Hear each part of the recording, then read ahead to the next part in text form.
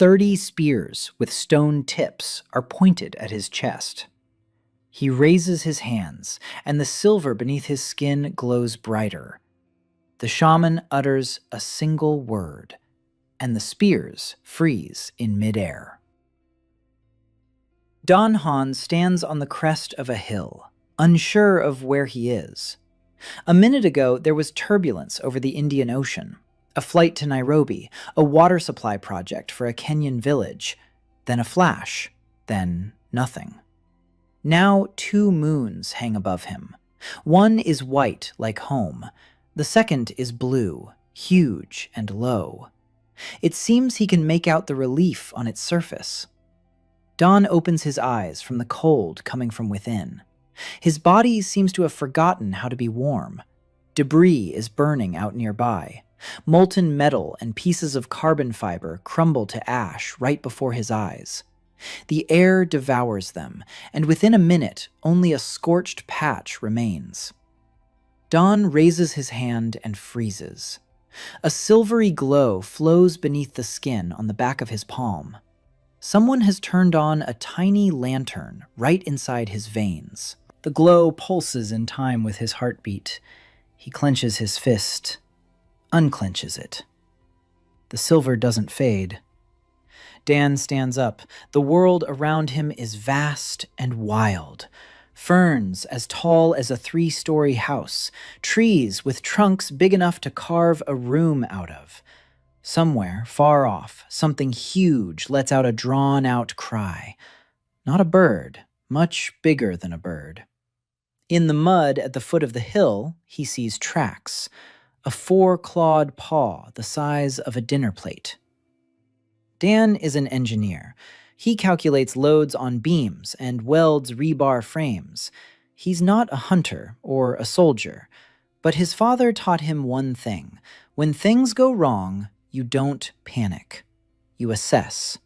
Resources, threats, water. And then he hears something else.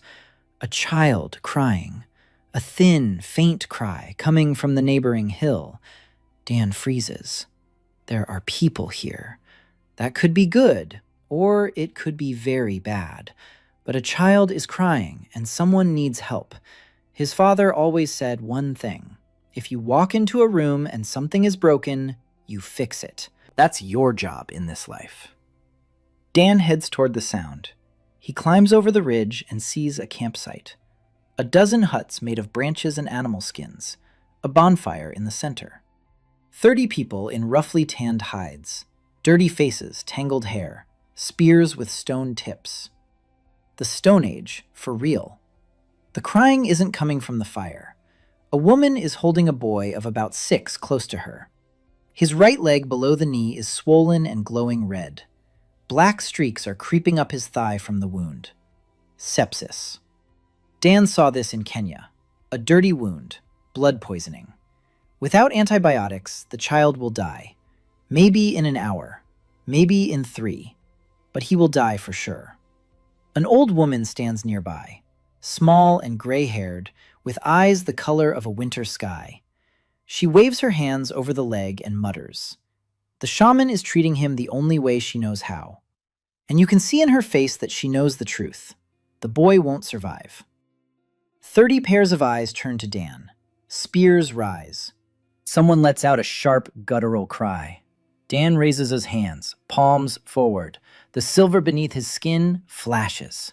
The shamaness sees it first. She stops muttering. Her eyes widen. She utters a single word, and the spears freeze.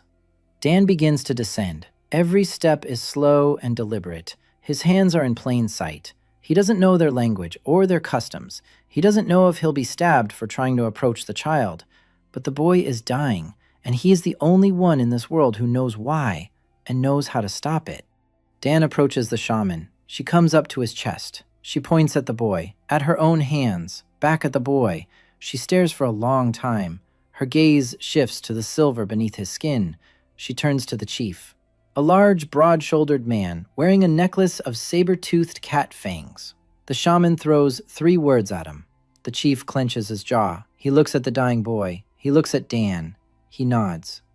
Dan drops to his knees beside the child. The boy is burning so hot that his skin sears Dan's fingers. The wound is deep, jagged, and full of pus. Black streaks have already reached the middle of his thigh. There is almost no time left. And this is where the strangest thing begins. Dan grabs a piece of flint from the fire and feels the stone through his fingers. Here, the grain runs lengthwise. There's a micro crack here. Strike at this angle, and a plate thinner than a razor blade will chip off. He's never worked with flint before, but his hands know what to do. One strike, precise. The plate lands in his palm with an edge sharper than any scalpel. The tribe falls silent. Their best craftsman spends half a day chipping off a decent flake. The stranger did it with a single strike. Dan puts the flint in the fire to heat it through. He gestures for fire and water together, boiling water. The shamaness is the first to understand, and two guys rush for water. Dan sends her for bitter leaves. He rubs one between his fingers. Tannins, astringent, not an antibiotic, but better than nothing. The water boils. He washes his hands with boiling water, burns himself, but doesn't stop. He takes out the red-hot flint. He opens the abscess with a single, precise cut. Thick, foul-smelling pus oozes out.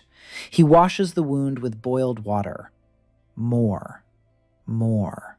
He cauterizes the edges with the red-hot stone. The boy screams, and two men hold him down. Dan packs the wound with a paste made from bitter leaves. He ties it off with a strip of tanned leather. Tight, but not too tight. He sits down on the ground and exhales. His hands are shaking from the adrenaline. He has just performed surgery with a stone knife in a world without antiseptics, without anesthesia, without anything. And he isn't even a doctor. He's an engineer who builds buildings. The night drags on. Dan doesn't sleep. He changes the bandage every 2 hours. He boils water, rinses it, applies fresh paste. The shaman sits across from him and doesn't take her eyes off him. By dawn, the boy opens his eyes. His fever breaks. The black streaks fade. He didn't die. His mother cries and utters a single word that Dan doesn't understand.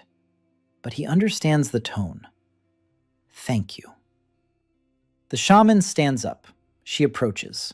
She kneels before him. Dan shakes his head. He grabs her by the shoulders and pulls her up. She doesn't get up. She places her hand on his chest, where the silver glows brightest.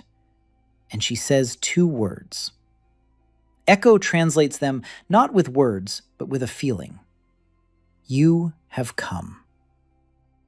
Dan sits on the ground in a world with 2 moons, in a world where people die from dirty wounds.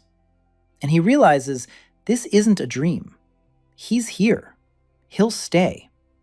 And if he does nothing, these people will keep dying from things that in his world are treated with soap and boiled water. The chief approaches as the sun rises above the trees. He holds out a piece of dried meat. Dan chews and looks at the camp. The huts are falling apart. They get water from the river, murky and dirty. Food rots on the ground. Children run barefoot through the mud where scraps and droppings lie. Everything here is broken. Everything. And he walked into this room. 3 days have passed since that night when the boy opened his eyes. His name was Turi. Dan learned that name first. Turi meant little stone in the tribe's language. The boy hadn't gotten up yet, but the wound was healing, and the black streaks had disappeared completely. Turi's mother brought Dan food every morning, the best pieces. Dan accepted it, and each time gestured to her that the boy needed to drink boiled water. Only boiled water. She nodded. She did as he asked. Over those 3 days, Dan learned 20 words in the tribe's language. Water, fire, stone, tree, meat, hand, foot, yes, no, pain, good, bad, eat, drink, sleep, walk, do, give, take? Names. The shaman's name was Ima. She became his interpreter and shadow. She followed him everywhere. She listened to every sound he made and tried to understand. The chief's name was Thorn, a tall, silent man with the eyes of someone who had seen too many deaths. Thorn had a son, Brock, and Brock looked at Dan the way a wolf looks at a stranger who has entered its territory. Not with hatred, with calculation. Brock was the tribe's best hunter. Broad-shouldered, fast, with 3 scars on his chest from the claws of a saber-toothed cat he'd killed at 15. The whole tribe knew that story.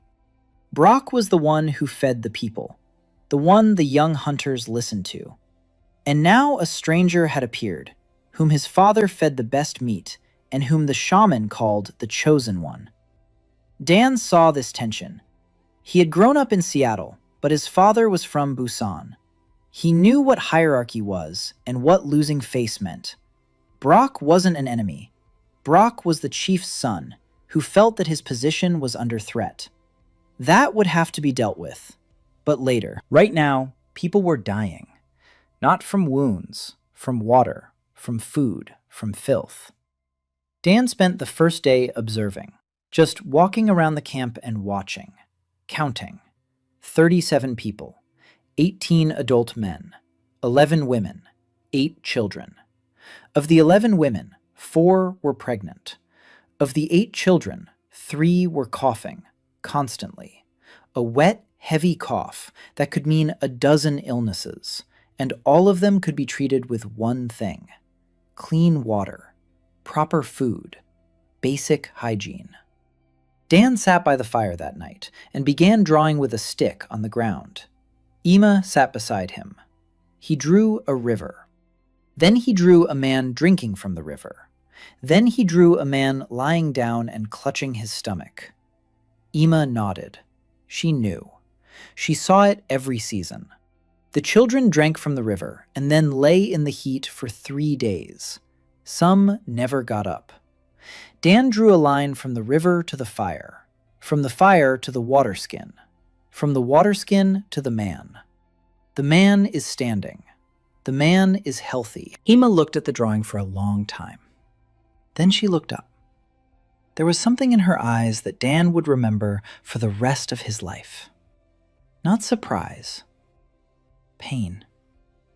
Pain from the realization that it could have been so simple. That the children she had buried could have lived if she had known one thing: fire and water together. Dan put his hand on her shoulder. She didn't flinch. On the 4th day, Dan decided that boiled water wasn't enough. He needed soap. He knew the recipe. Every engineer who had worked in developing countries knew the recipe. Fat and lye. Lye from ash. Fat from animal lard. It couldn't be simpler. He gathered ash from the fire, pure white ash from hardwood. He piled it into a hollow in the rock, poured boiling water over it, strained it through a bunch of grass. He got lye, cloudy and caustic. Then he gestured to Ima to bring some fat. She brought a piece of mutton fat the size of a fist. Dan melted it on a flat stone by the fire. He mixed it with the lye. He stirred it with a stick until it thickened. He left it on the stone to cool. By evening, he had a bar of coarse soap. Yellow, smelly, but soap. He called for Ima, showed it to her, wet his hands, lathered them up. He rubbed until it lathered. The lather was gray, but it was there. Then he rinsed it off. His hands were cleaner than anyone's in the history of the world. Ima took a piece. She sniffed it. She wrinkled her nose, lathered her hands. Her eyes grew huge when the lather appeared. She said something quickly. Dan didn't catch the words, but understood the meaning, what it was. Dan showed her the whole process again. Ashes, boiling water, strain, fat, mix, wait. Ima repeated every step. Her hands were old and strong, the hands of a woman who had survived 64 years in a world that killed. She made a second bar of soap herself, worse than Dan's, but soap. Dan smiled and showed her the sign she had already learned. Good. By the end of the first week, every family in the tribe had soap. Ima saw to that personally. She went from tent to tent and made people wash their hands before eating. Some listened, some didn't. An old hunter named Gort spat on the ground and said that his grandfathers didn't wash and still lived. Ima replied that his grandfathers died by 30 and that he was alive only because she had been lucky. Gort fell silent. Ima was small, but no one dared argue with her. At the same time, Dan began building. The first project was simple, a hearth, a normal hearth with a chimney. The tribe burned fires right on the ground inside their huts. Smoke filled the entire space. People coughed. Children choked. Chronic lung diseases in such conditions began by the age of 10. Dan found flat stones by the river. He brought clay from the bend in the river. He began to stack the stones. And then he hit a limit. After half an hour of work, his hands began to shake. His vision darkened. He felt the strength draining from his body, as if something were sucking him out from the inside. Dan stopped. He sat down. He caught his breath. He tried again. Same thing. 20 minutes later, he was staggering. He sat on the ground and looked at the unfinished hearth. Something was wrong. His ability helped him see the materials and work with perfect precision, but it didn't let him work alone. He called over Ima. He showed her the stones. He showed her how to stack one on top of another. He showed her the clay between the stones. Ima called over 2 women. They began stacking the stones under Dan's guidance, and the weakness vanished. Instantly, as if it had never been there. Dan stood nearby and showed them, like this with the stone, like this with the clay, smoother, tighter. His hands guided their hands, and the hearth wall grew, smooth, sturdy. 3 hours later, the chief's hut housed the first hearth, with a chimney made of stones and clay. The pipe emerged through a hole in the roof. Thorn lit a fire inside. The smoke rose upward. For the first time in these people's lives, they could breathe inside their dwelling. Thorn stood in his hut, breathing in the clean air, and his face bore the expression of a man who had witnessed a miracle. A small, everyday miracle, but a miracle nonetheless. Dan understood the rule. He couldn't build alone. His ability worked only through other people. He had to teach, show, lead. His hands were for precision and understanding the materials. But they were the ones who had to build, all together. Over the next 3 days, hearths appeared in every hut. Dan taught and the people learned, some quickly, some slowly. A young woman named Riva turned out to be the best. Her hands sensed stone almost as well as Dan's. She laid the walls straighter than the rest. Dan showed her how to check for plumb with a stone plumb line on a vein. Riva understood it the first time. By the end of the second week, 3 children had stopped coughing. They just stopped. Clean air in the huts, boiled water, washed hands. 3 things. 3 simple things that every child in Dan's world knew. And here, they changed everything. Ima came to Dan on the evening of the 10th day. She sat down beside him and was silent for a long time. Then she began to speak, slowly, using words Dan already knew and gestures for the rest. She told him about the children she had lost in her life. Not her own. All of them. The tribe's children. She spoke, and Dan counted on her fingers. 11. 11 children who had died in her arms, from illnesses that could be cured with soap and boiled water. Dan sat and listened. He couldn't tell her it wasn't her fault. He had no words. So he did something else. He took a piece of clay, kneaded it, and he sculpted a small figurine. A woman with her arms stretched out in front of her, holding something invisible. He gave the figurine to Ima, pointed at her. then at the figurine, then at his hands, then at the tribe. She is not a healer who failed to save. She is a healer who will save from this day forward. Ima took the figurine, pressed it to her chest, and for the first time in 10 days, Dan saw her cry, quietly, soundlessly, the way people cry who are used to crying alone. Brock watched all this from the other side of the clearing, silently, with a stony face. On the 11th day, he walked up to Dan, dropped a deer carcass at his feet, and said one word. Dan already knew that word. Do it. Dan looked at the deer, then at Brock. Brock wasn't asking for help, he was issuing a challenge. Show me what you can do with this. You build walls and mold mud. I brought meat. Meat is life. What can you give me that I can't take for myself? Dan lifted the carcass, heavy, 40 kilograms. He carried it to his work spot by the river. He skinned it. His hands moved with frightening precision. Every cut was even. Every movement was economical. The hide came off in one piece without a single cut. Brock watched. His eyes widened slightly. Their best butcher worked 3 times slower and always ruined the hide. Dan cut up the carcass. He separated the meat from the bones. Then he began to prepare it. He cut long strips of meat, thin, even. He hung them over the smoke from the chief's hearth. Smoke from hardwood, slow smoking. He showed Ime and the 2 women how to rub the meat with ash and salt.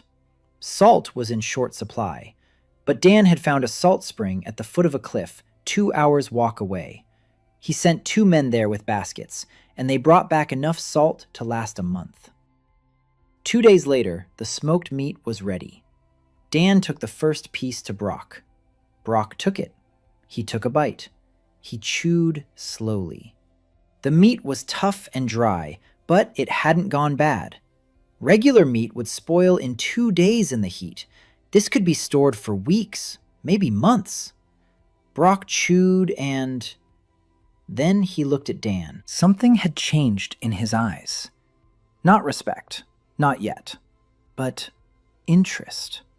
He said 2 words. Dan understood. Show me more.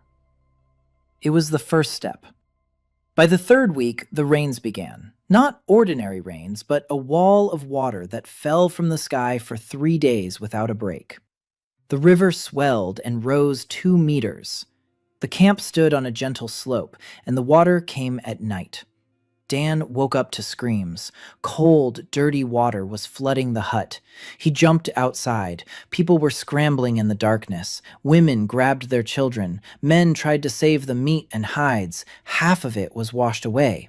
3 shelters collapsed. The hearths that Dan had spent 2 weeks building were flooded, and the clay between the stones had turned to mud. By morning, the tribe sat on a hill above the camp, wet, frozen, without food. Half their supply of smoked meat had been washed away. Turi sat on his mother's lap, coughing. His wound had healed, but he was weak, and the cold could kill him faster than sepsis. Dan stood on the hill and looked down. The camp lay in the mud, pitiful, defenseless.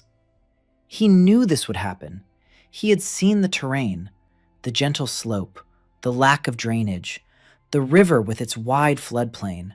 A flood was only a matter of time, and that time turned out to be 3 weeks. Thorn stood beside him. His face was gray with fatigue. He looked at Dan, and there was a question in his gaze. What now? Dan pointed to the cliff, a rocky outcrop above the river a kilometer upstream. Tall, a flat summit, a water source. He had noticed it on the very first day. Back then, he'd thought it was a place for a fortress. But a fortress could wait. Right now, people needed shelter and dry ground. Thorn looked at the cliff. He shook his head. He said 3 words that Dan already understood. Far, hard, impossible. Dan pointed down at the flooded campsite. Then he pointed at the cliff. Then He pointed at the children. Thorn was silent. Brock approached. He had heard the conversation. He looked at the cliff, then at his father. He said one word. "Let's go." This surprised Dan. He had expected resistance from Brock, but Brock was a hunter. He knew the terrain, and he could see that the campsite on the shore was a trap. The trek took half a day. 37 people, including 4 pregnant women and 8 children. They carried everything that was left. Hides, tools, leftovers. Dan walked ahead with Brock. They didn't talk. They couldn't. Between them, they shared maybe 30 words at most, but they walked side by side, and that meant more than words. The cliff turned out to be better than Dan had hoped. A flat summit the size of a football field. 3 sides were cliffs. The 4th was a gentle slope. The only entrance, and one that was easy to defend, bedrock beneath a thin layer of soil.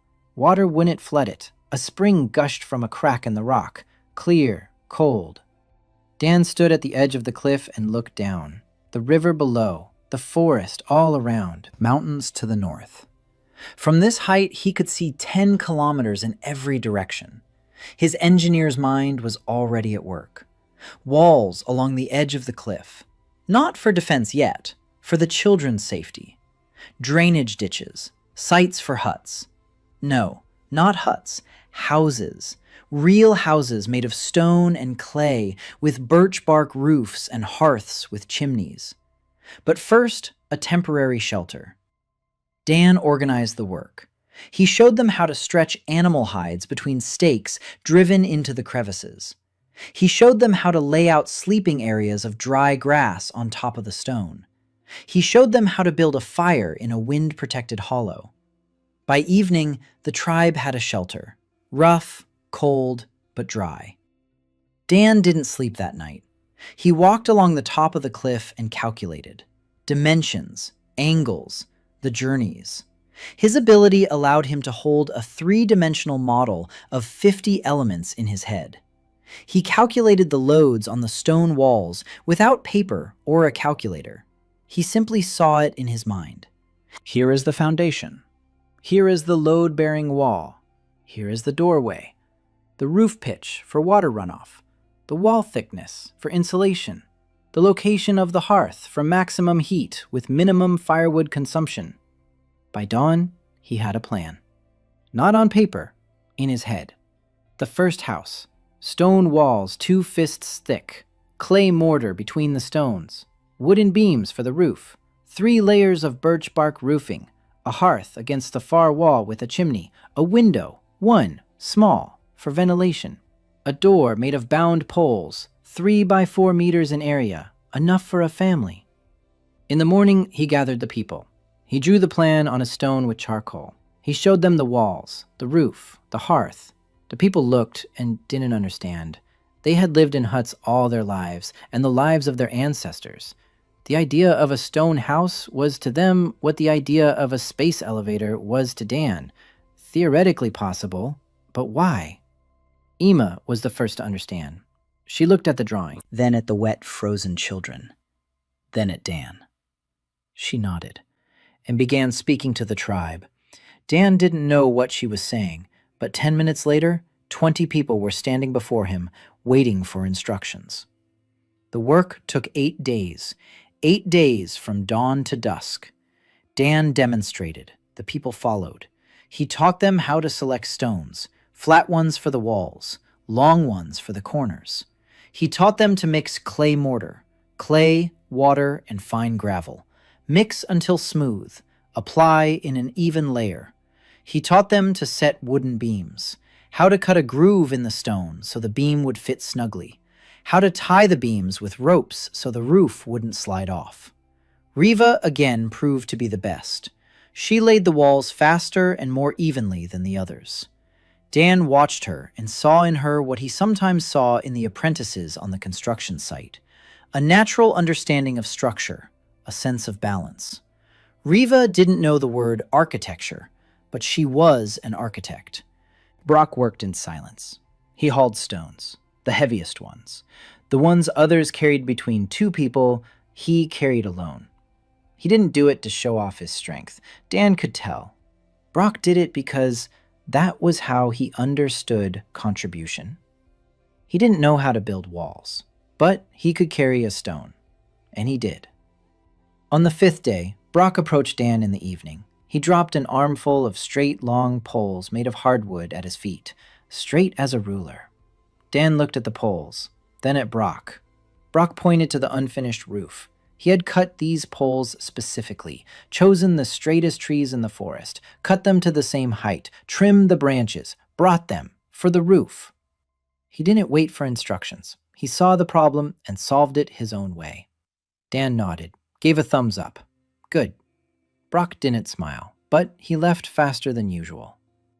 On the 8th day, the first house was ready. Stone walls, clay mortar, a wooden roof covered with 3 layers of birch bark, a hearth with a chimney, a door made of poles, a window, small, high up, so the smoke from the hearth would escape and not accumulate. Thorn went inside first. He stood in the middle of the house and looked around. Then he raised his hand and touched the wall. A stone wall, warm from the hearth, sturdy. It didn't sway in the wind. It didn't get wet in the rain. It didn't collapse under the snow. Thorn turned to Dan, and he did what a chief does only on the most important occasions. He struck his chest with his fist, once, sharply. It signified an oath, allegiance. Dan was now more than just a stranger in the tribe. He was the one the chief had struck on the chest. Dan responded with the same gesture, fist to chest, a strike. He didn't know the exact meaning, but he knew it was right. Over the next 3 weeks, the tribe built 6 houses. Not Dan, the tribe. He only showed them, taught them, corrected them. Riva led a crew of 4 women, and they laid the walls with almost no help from him. Brock organized the gathering of stone and wood. Without instructions, on his own. He saw what was needed and did it. Gort, an old hunter who used to spit on soap, was now hauling clay in bark buckets. Not because he believed Dan, because his granddaughter had stopped coughing after they moved from the hut to the stone house. By the start of the 2nd month, the camp on the cliff looked like a village. 6 stone houses, a central hearth in the clearing, drainage ditches along the edges, a palisade of poles along the cliff's edge, a spring lined with stone and clean. And people. People who washed themselves, boiled water, smoked meat, lived in dry, warm houses. The echo around the cliff grew thicker. Dan could feel it, a warm hum in the earth and in the air, as if something were satisfied, as if something was watching and approving. Ema felt it too. She would come up to Dan in the evenings and place her hand on the ground. Then she would place her hand on his chest and say one word, the same one every evening. Dan had learned it. Growing. Copper. Dan found it in the 6th week, greenish veins in a rock outcrop north of the cliff. He touched the stone and felt it. Copper ore. Not rich, maybe 3 or 4% content, but enough. He searched for tin for the next 5 days. He walked around the area. He touched the rocks. He listened to what they were saying. On the 6th day, he found it. Cassiterite. Dark, heavy grains in the river sand. A 4-hour walk to the east. Copper and tin. Bronze. The metal that changed the history of humanity on Earth. Here, it would change the history of Orna. But first, he needed a furnace. Dan knew how a primitive smelting furnace worked.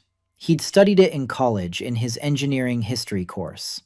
A pit in the ground, clay walls, an air duct, bellows for supplying air. The melting point of copper is 1,085 degrees. A regular fire produced temperatures ranging from 600 to 800 degrees. Not enough. Forced airflow was needed. Bellows. Dan spent 2 days on the bellows. 2 wooden plates, a leather bag between them, a tube made from a hollow stalk. You press the plates, Air flows through the tube into the furnace. The temperature rises. He showed the design to Brock, not because Brock was the best candidate, because Brock was the one who needed to be involved. A hunter without a hunt was bored and angry, and an angry Brock is a problem for the whole tribe. Brock looked at the bellows. He turned them over in his hands. He pressed them. Air shot forcefully out of the tube. Brock pressed them again, and again.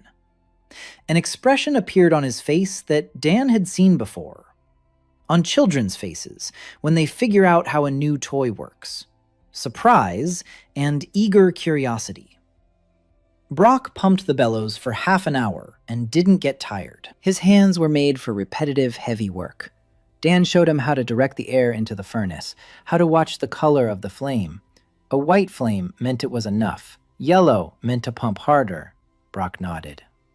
The first smelting was a disaster. The temperature wasn't high enough. The ore had baked into a useless lump. Dan pulled it out of the furnace and examined it. He touched it. He felt it.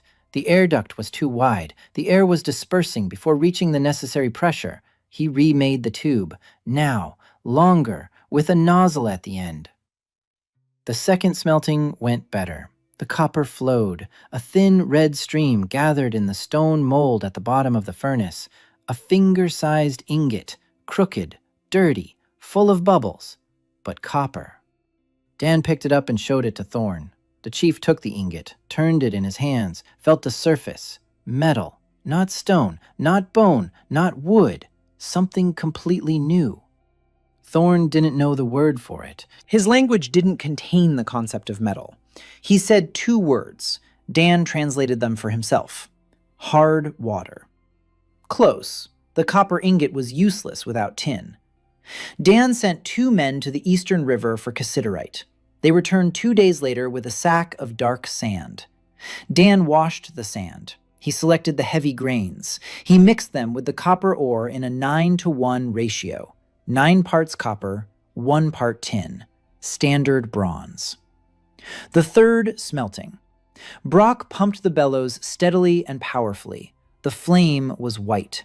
Dan watched the process. The ore melted. The metal flowed. And when Dan poured the molten metal into a stone mold and waited for it to cool, he held in his hands the first bronze ingot in the history of the world of Orn.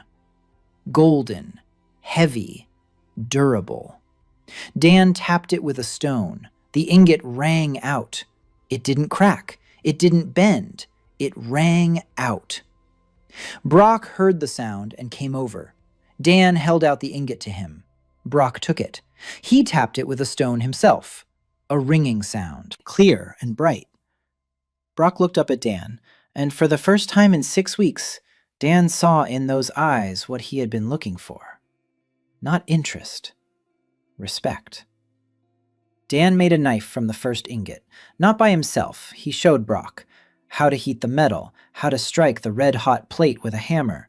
The hammer was made of stone, attached to a wooden handle, primitive, but bronze is softer than iron, and yielded.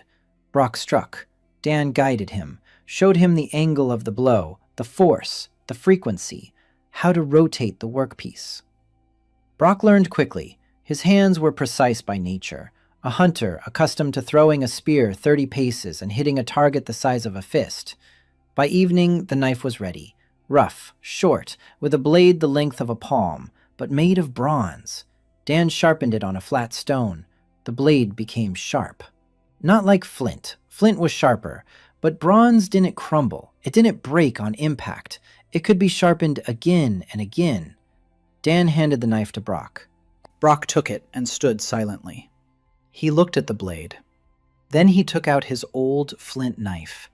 He compared them.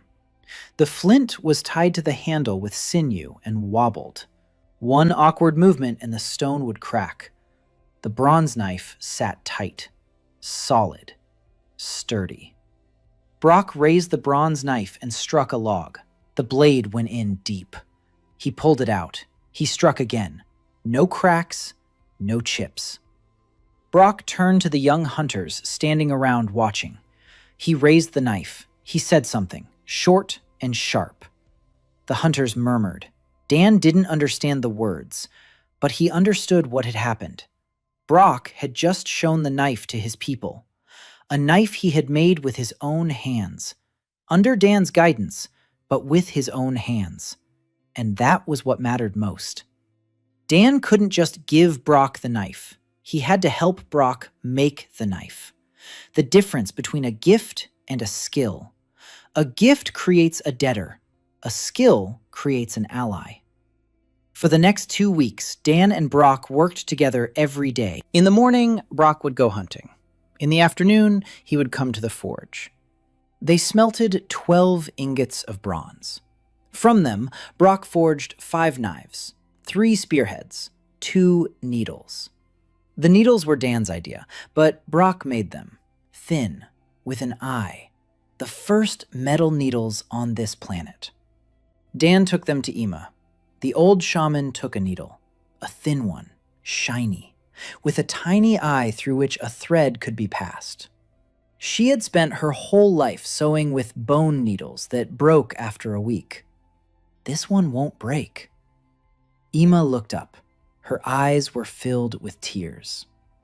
Dan was already used to this, to the tears of people who, for the first time in their lives, were receiving something that worked, that really worked, that didn't break, that didn't crumble, that didn't dull after 3 stabs. Something made for a specific person. Dan had made the eye of the needle slightly larger than standard because Ima's eyesight was failing, and it was hard for her to thread the needle through the small hole. He didn't tell her that, but she understood. She understood everything. The next project changed everything. A bow. Dan had promised Brock a bow, a real one, with the right curve, with a bowstring made of twisted sinew that wouldn't snap after 10 shots. The tribe's hunters used primitive bows, a stick with a sinew tied to it, a range of 30 paces, no accuracy whatsoever. Every 3rd shot, the sinew snapped. Dan found the right wood, yew, or something very similar to yew. Dense, flexible, with different densities on the outer and inner sides. He cut off a piece, touched it, felt the grain. The fibers ran straight, not a single knot in 1.5 meters. Perfect. He showed Brock how to work the piece, slowly, shaving off thin layers with a bronze knife, shaping the curve.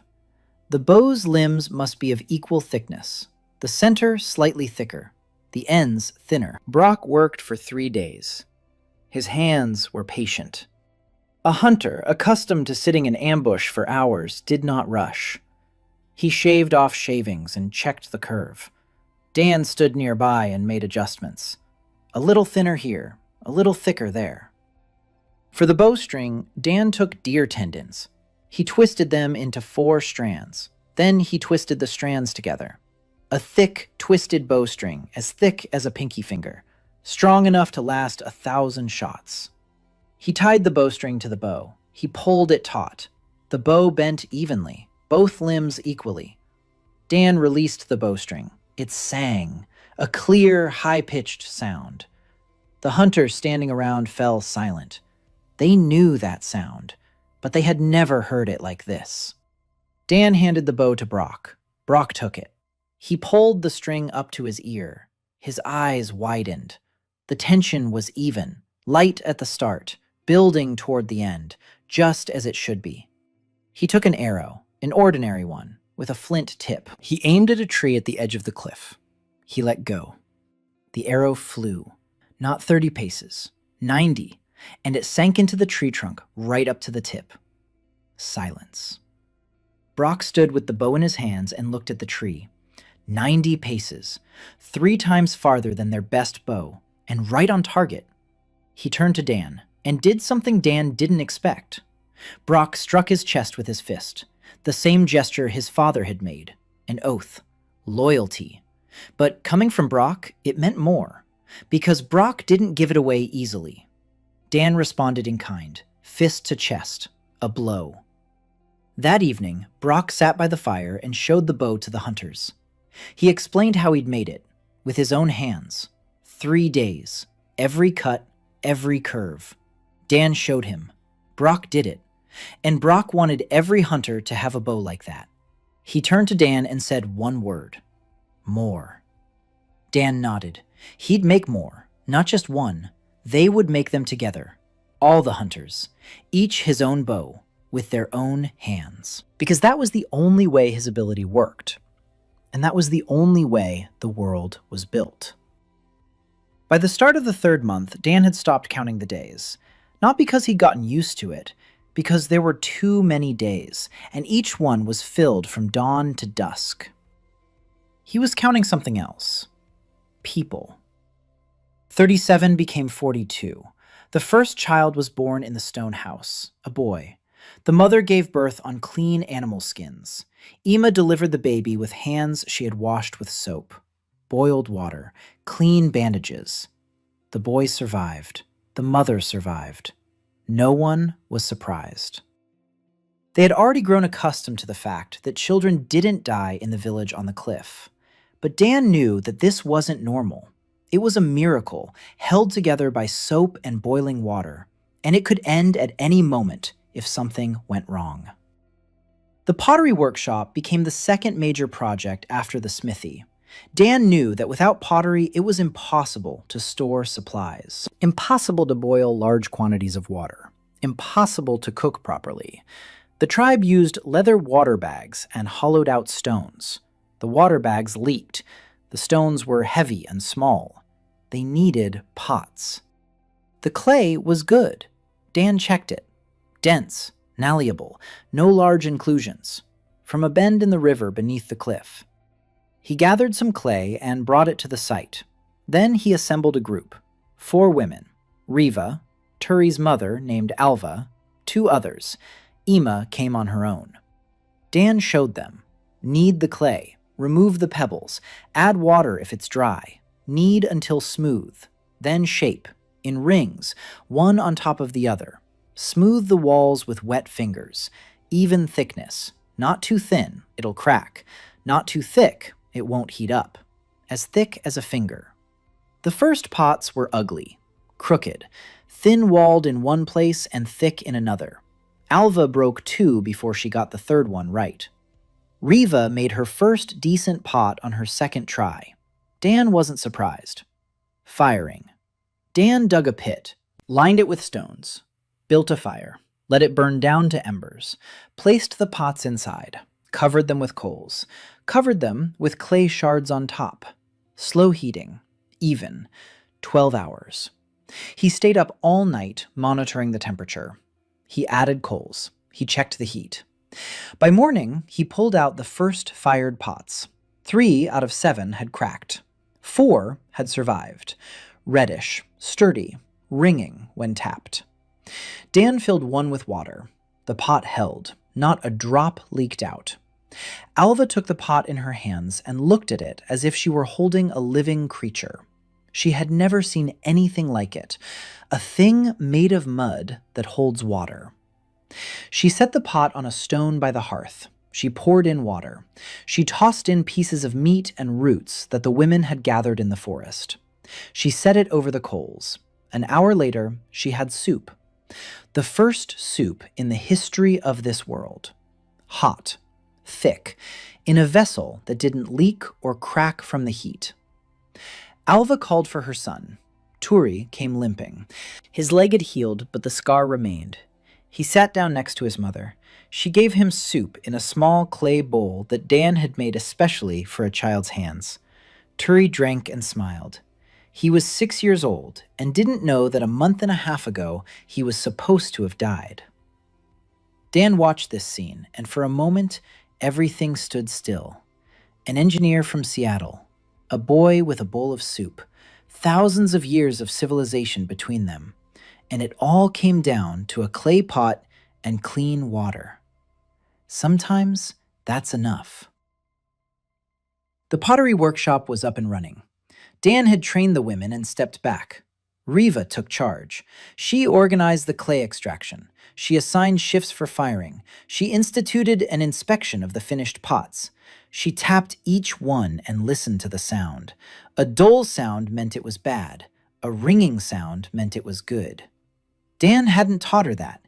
She figured it out on her own. By the end of the third month, every family had 3 pots. For water, for food, for storing grain. Grain.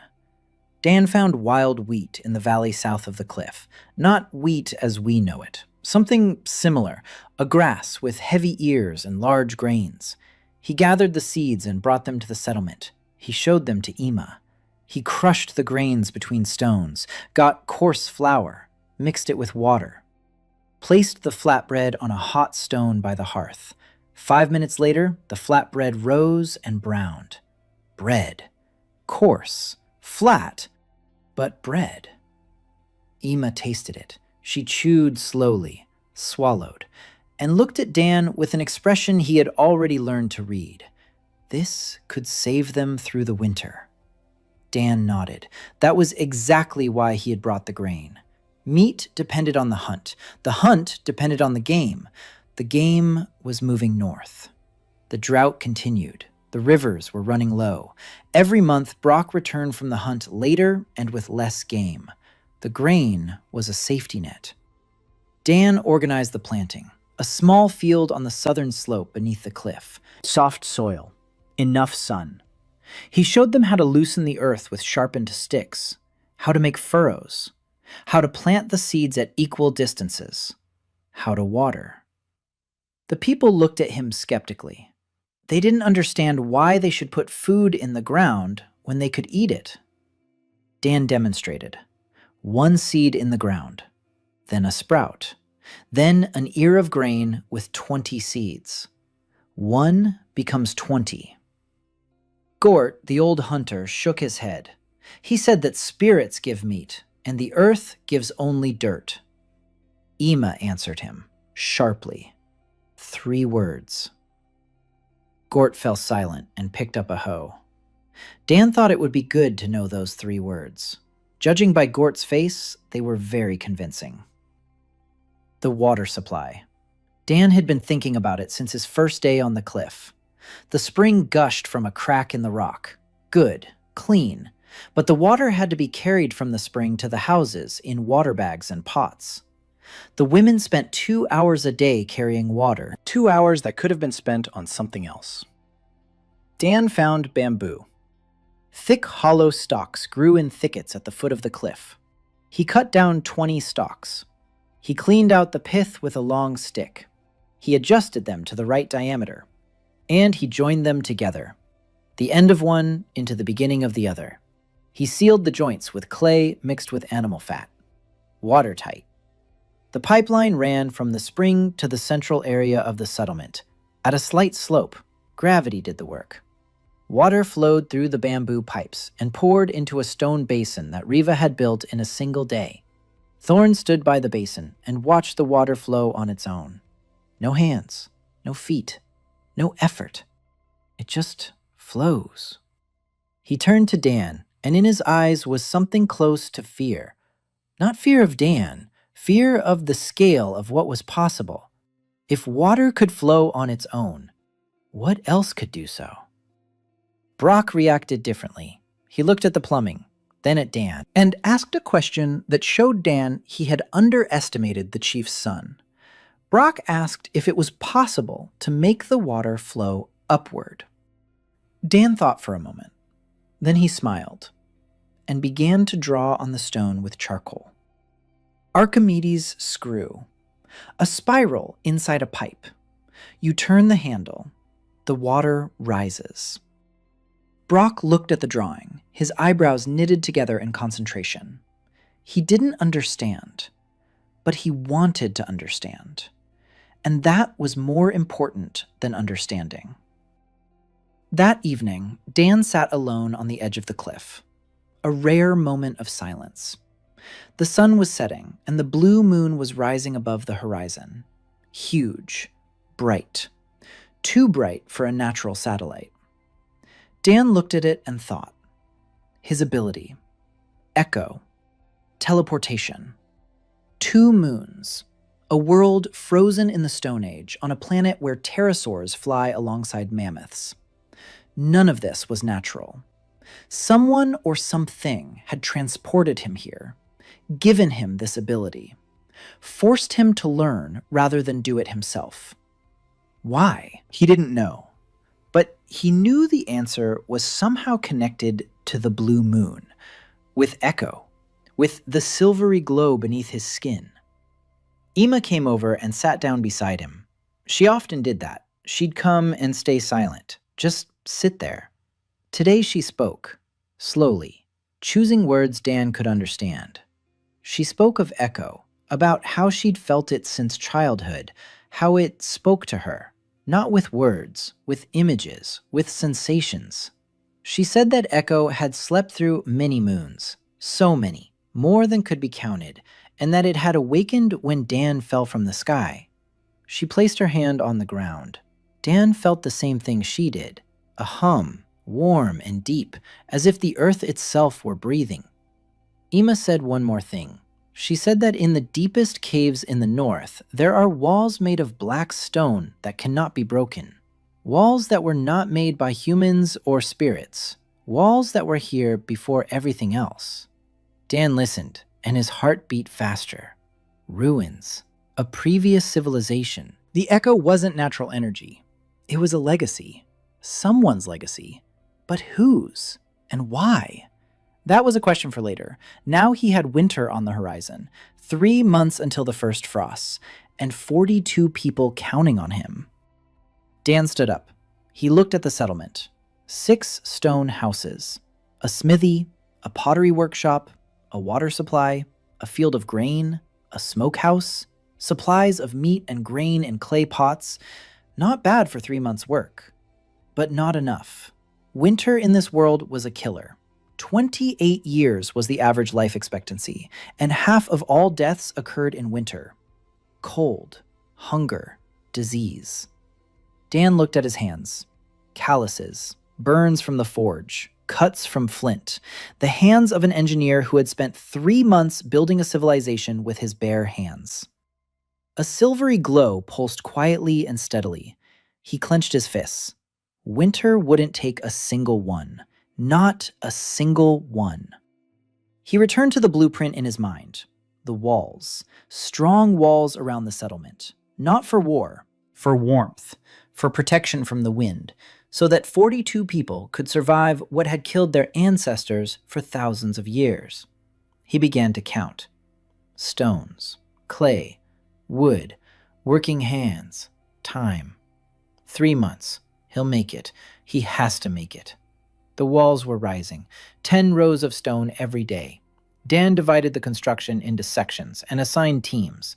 Riva was in charge of the south wall. Brock was in charge of the north. Gort, whom no one asked for his opinion on the mud anymore, hauled stones with 3 young hunters. Dan walked between the sections and checked. He touched the walls. He could feel where the mortar had settled unevenly, where a stone sat crooked. He corrected it. He demonstrated. The wall was not just a wall. Dan had designed it with double masonry, 2 rows of stones, with the space between them filled with dry grass and clay. Thermal insulation. The tribe didn't understand why 2 rows when 1 would suffice. Dan demonstrated. He placed his hand on the outer wall of Thorn's house. Cold. He placed his hand on the inner wall. Warm. 2 rows meant warmth. 1 row meant cold. The people understood. Work went on from dawn until noon. After noon, the hunters went out hunting. Brock led them. Now everyone carried a bow with triple the range. 8 bows for 8 hunters. Dan and Brock had made them together in 2 weeks. Each hunter made his own bow by hand under Dan's guidance. Each one shaped the grip to fit his palm. Each one twisted the bowstring himself, and each shot 3 times farther than a month ago. Hunting had changed. Before, the tribe would drive game into a corral. 20 men would make noise and shout to drive the deer toward the hunters with spears. Dangerous, slow, often fruitless. Now Brock went out with 4 archers, quietly, at dawn. They crept within 70 paces. They shot. The deer fell before it could even realize what had happened. In a single outing, Brock brought back 2 deer, sometimes 3. There was more meat than the tribe could eat. For the first time in history. Dan expanded the smokehouse. He built a second one. He showed Alva how to cut the meat into thin strips for quick smoking, how to rub it with salt, how to store it in clay pots with tight-fitting lids. The grain went into the pots too. The field on the southern slope yielded its first harvest in 6 weeks. A small one, 2 birch bark sacks of grain. But it was a start. Dan set aside a third for planting. He ground the rest between stones and distributed it to the women for flatbread. The pots of meat and grain stood in a stone storage room that Dan had built in a crevice in the rock. A cool, dry place, perfect for storage. By the middle of the 4th month, the storage area was a quarter full. Dan did the math. 42 people. Winter lasts 4 months. He needed at least 3,000 portions of meat and the same amount of grain. He had a third of what was needed. 2 months remained. He would make it, if nothing went wrong. It went wrong on the 5th day of the 4th month. Brock returned from the hunt earlier than usual, without a kill, with a look on his face that Dan had already learned to read. Danger. Brock walked to his father. He spoke quickly and quietly. Thorn listened. His face darkened with every word. Then Thorn turned to Dan and said 3 words. Strangers. Close. Dan went with Brock. They climbed down the cliff and walked 2 hours north. Brock moved silently. Dan tried. He wasn't very good at it. An engineer isn't a hunter. But Brock didn't look back or grimace. He accepted Dan for who he was. At the edge of the forest, Brock stopped. He pointed down. A fire was burning in the valley. 10 people, no, 12, big ones, in skins with painted faces, spears longer than those of the people of Thorn. Skulls hung from 2 spears, human skulls. Dan felt a chill in his stomach. Brock whispered a single word. Grow. Dan knew that name. Ema had told him. Grow Bloodbone, a cannibal shaman from the north, the leader of a tribal confederation marching south, destroying everyone in his path. These were his scouts, 12 warriors, a 2-hour walk from the settlement. They returned in silence. Thorn gathered the council around the central fire, all the adult men, Ema, Dan. Thorn spoke. Dan didn't understand everything, but he understood enough. Grow's scouts. They're looking for tribes, counting people, spotting the weak. Then they leave. Then Grow comes, with his whole horde, and after Grow, no one is left. Brock wanted to attack, to kill the scouts, all 12 of them. The young hunters backed him up. Gort shook his head. If we kill the scouts, Grok will find out. He'll send more. He'll send them faster. Thorn was silent and listened. Then he turned to Dan. The tribe was waiting. Dan thought, for a long time. The silence was oppressive. Then he began to draw on the ground. A cliff, walls, a single path leading up, narrow. He showed them. 12 enemies are walking along the path, one after another, because the path is narrow. At the top, 10 defenders, with bows, shooting down. The advantage of height. Not even 100 enemies would climb the cliff if the path was narrow and the defenders were shooting from above. Thorn looked at the drawing. Brock looked at the drawing. Gort looked at the drawing. They didn't fight like that. They fought face to face, wall to wall. Whoever was stronger won. The idea that a place could be a weapon was new to them.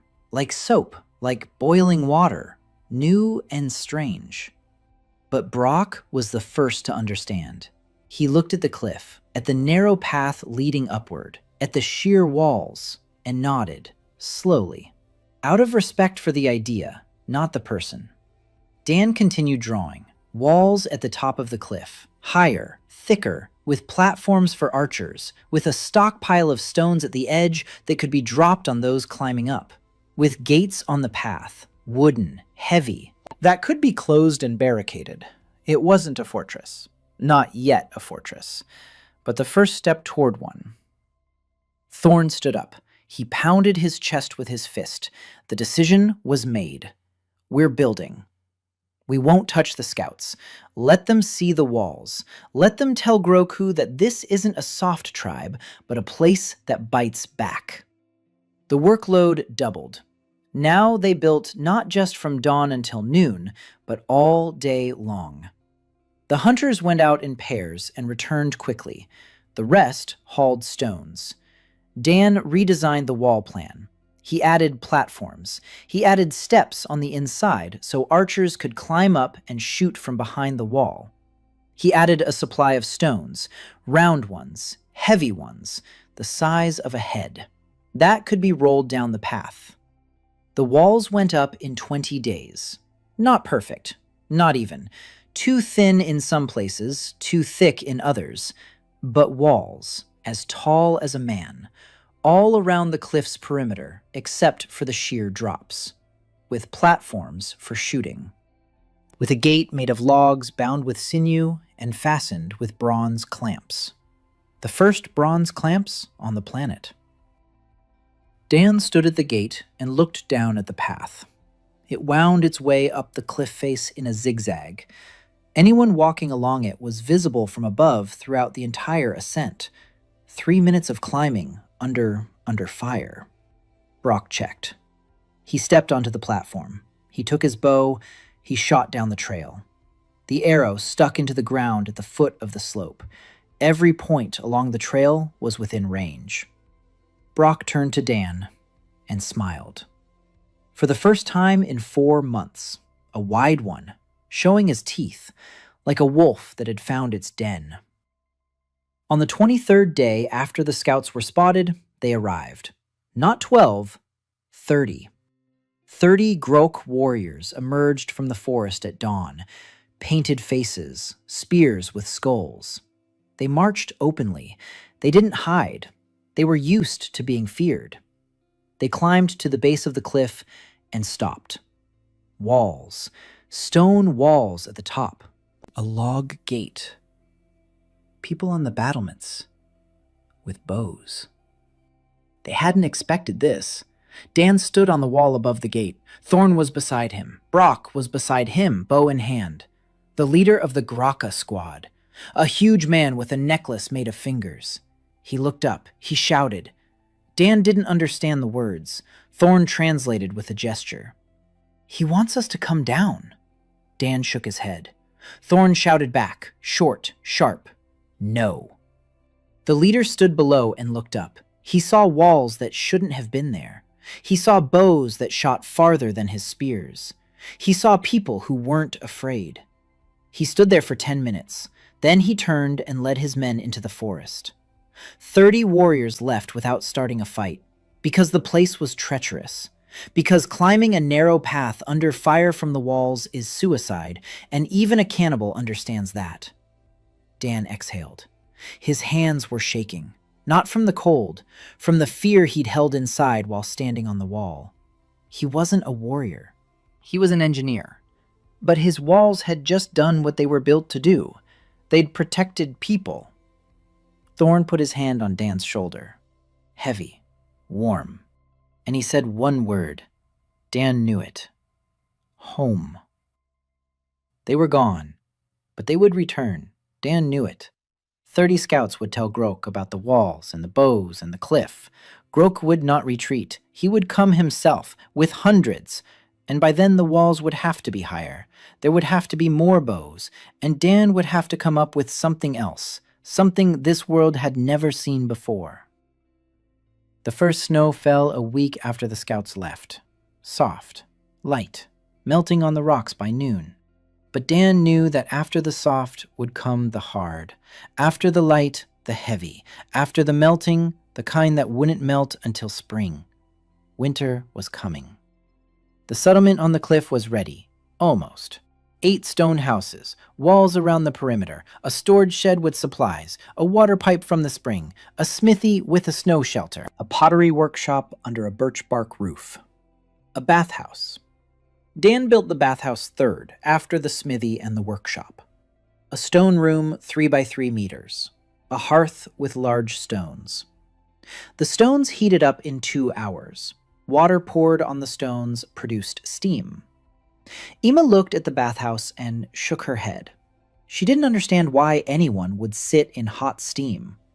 Dan demonstrated. After the bathhouse, the skin is clean. Wounds heal faster. Lice and fleas die from the heat. Skin diseases go away. Ima understood. And she was the first to climb into the bathhouse. She came out half an hour later, red as a boiled crab, and said one word. More. Now the bathhouse was in use every evening. The women went first, then the men, then the children. By the end of the month, not a single louse remained in the tribe. Not a single one. People stopped scratching. Gort, who had refused to wash in hot water for 2 weeks, now went to the sauna every day and grumbled if anyone took his spot on the top bench. But the main task was heat. Dan counted the firewood supplies. 8 houses, 4 months of winter. Each hearth burned about 10 kilograms of firewood a day. 8 houses is 80 kilograms a day. 4 months is 120 days. 9,600 kilograms. Almost 10 tons of wood, plus the smithy, plus the bathhouse, plus cooking. 20 tons, at a minimum. Dan organized the harvest. Every day, 4 men went down into the woods with bronze axes. 3 axes were ready by the first snow. A bronze axe chopped wood 3 times faster than a stone one. The men brought the firewood up to the cliff and stacked it against the wall. Dan showed them how to stack it so the wood would dry and not rot, in rows, with gaps for air, under a shelter. By the time the real freezing weather, the stack was 10 meters long and 2 meters high. Dan estimated by eye, 15 tons, not 20. But if we conserve, it'll be enough. He taught the people to close the doors tighter, to caulk the cracks with moss and clay, to hang a hide over the doorway. Every little thing saved heat, and therefore firewood. The frost came in the middle of the 5th month, a real pide, bitter. The water in the pool froze overnight. Dan went out at dawn and saw that the spring was freezing too, a thin crust of ice on the rocks. The stream had grown thinner. If it froze completely, the village would be left without water. He dismantled the bamboo water pipe. The bamboo cracked in the frost. Instead, he carved a channel in the rock, a shallow one, a narrow one. He covered it with stone slabs so the water inside wouldn't freeze from the wind. The spring gushed from deep within the rock, and the water was warm. If he shielded the channel from the wind, it would reach the basin without freezing. It worked. Water flowed. In a thin stream, but it flowed. Dan covered the basin with a wooden lid.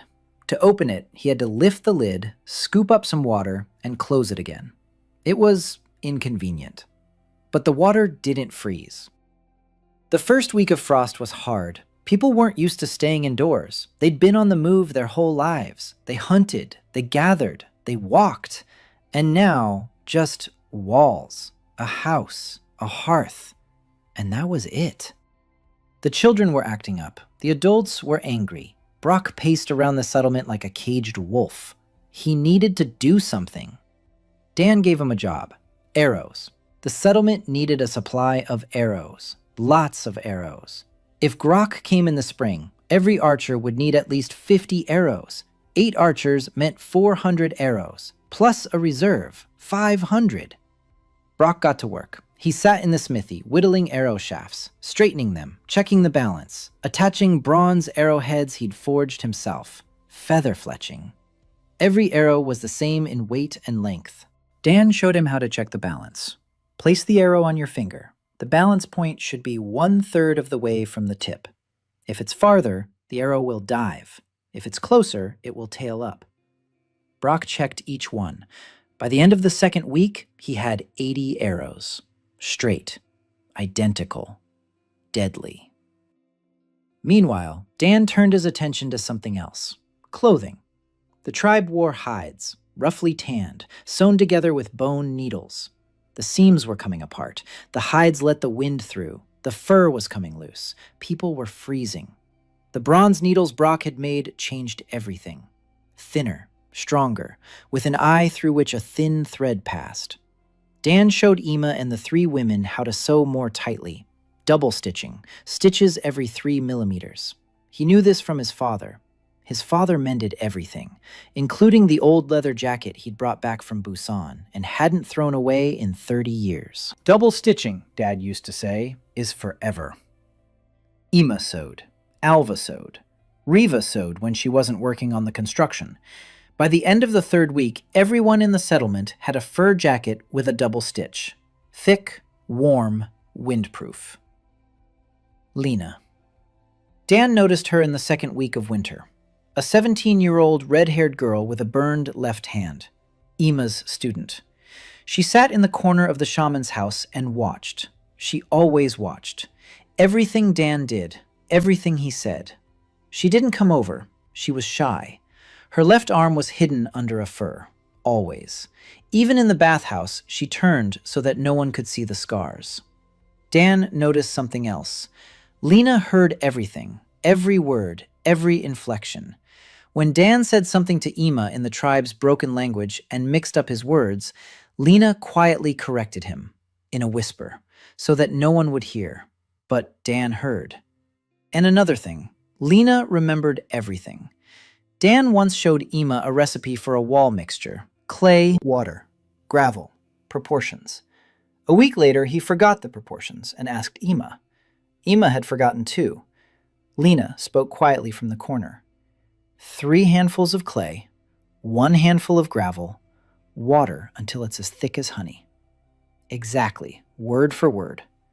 Dan looked at her. She turned away, hid her hand.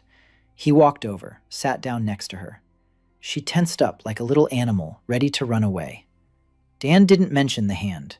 He took out a stick, drew a line on the floor with charcoal, then a second one. Then he pointed to his fingers. 1 and 1 is 2. Lena looked at the drawing, then at Dan. Then she drew 3 lines next to it. 2 and 1 is 3. Dan smiled. He was drawing numbers. She memorized them on the first try, every single one, without mistakes. He drew letters, simple symbols for sounds. 1 symbol, 1 sound. Lena watched and repeated with the stick, perfectly, on the first try. By evening, she knew 10 numbers and 15 letters. By the end of the week, she could write down any word in the tribe's language. Dan gave her a thin birch bark plate and a charred stick for writing. She wrote. For hours. She wrote everything down. Ema's words, Dan's recipes, the names of herbs, the proportions of the solution, the number of arrows in stock. She became the village's memory, a living repository of knowledge. Dan made a glove for her, out of soft tanned leather, with a loop on the thumb and index finger into which the writing stick was inserted, so that her burned hand wouldn't get in the way of writing, so that her fingers, which bent poorly, could hold the tool. Lena put on the glove. She inserted the stick. She wrote the first word. Steady. Clear. Without a tremor. She looked up. Tears welled in her eyes. Dan said one phrase to her, in the tribe's language. He had been preparing that phrase for 3 days. He'd chosen the words, checked them with Ema. He said her hands were the most precious in this world, because they remember what everyone else will forget. Lena closed her eyes. Tears streamed down. She cried silently. Like Ema. Like everyone in this world who's grown used to crying so no one sees. Dan placed his hand on her shoulder, gently, like a father. Which he wasn't, but which this world forced him to be. Winter was bearing down. The temperature dropped every week. By the middle of the 2nd month of frost, the snow was knee-deep. The trees creaked in the cold. At night, the sky was so clear that the stars seemed sharp. A blue moon hung over the horizon, huge and bright. Dan looked at it every evening, and every evening felt the same thing. It was looking back at him. The village was alive. Fires were burning. There was food. Water was flowing. The children weren't sick. The adults weren't cold. The walls kept out the wind. The roofs held back the snow. Ima came to him in the middle of winter and said that in the 30 winters she could remember, not a single one had passed without deaths. Not a single one. But this one is passing. And the reason sits next to her, drawing with a stick on birch bark. At the end of the second month of winter, strangers arrived. Not Groka warriors, others. A family. A man, a woman, 3 children, the youngest in his mother's arms. They stood at the foot of the cliff at dawn, in tattered furs, barefoot, blue with cold. The sentry on the wall raised the alarm.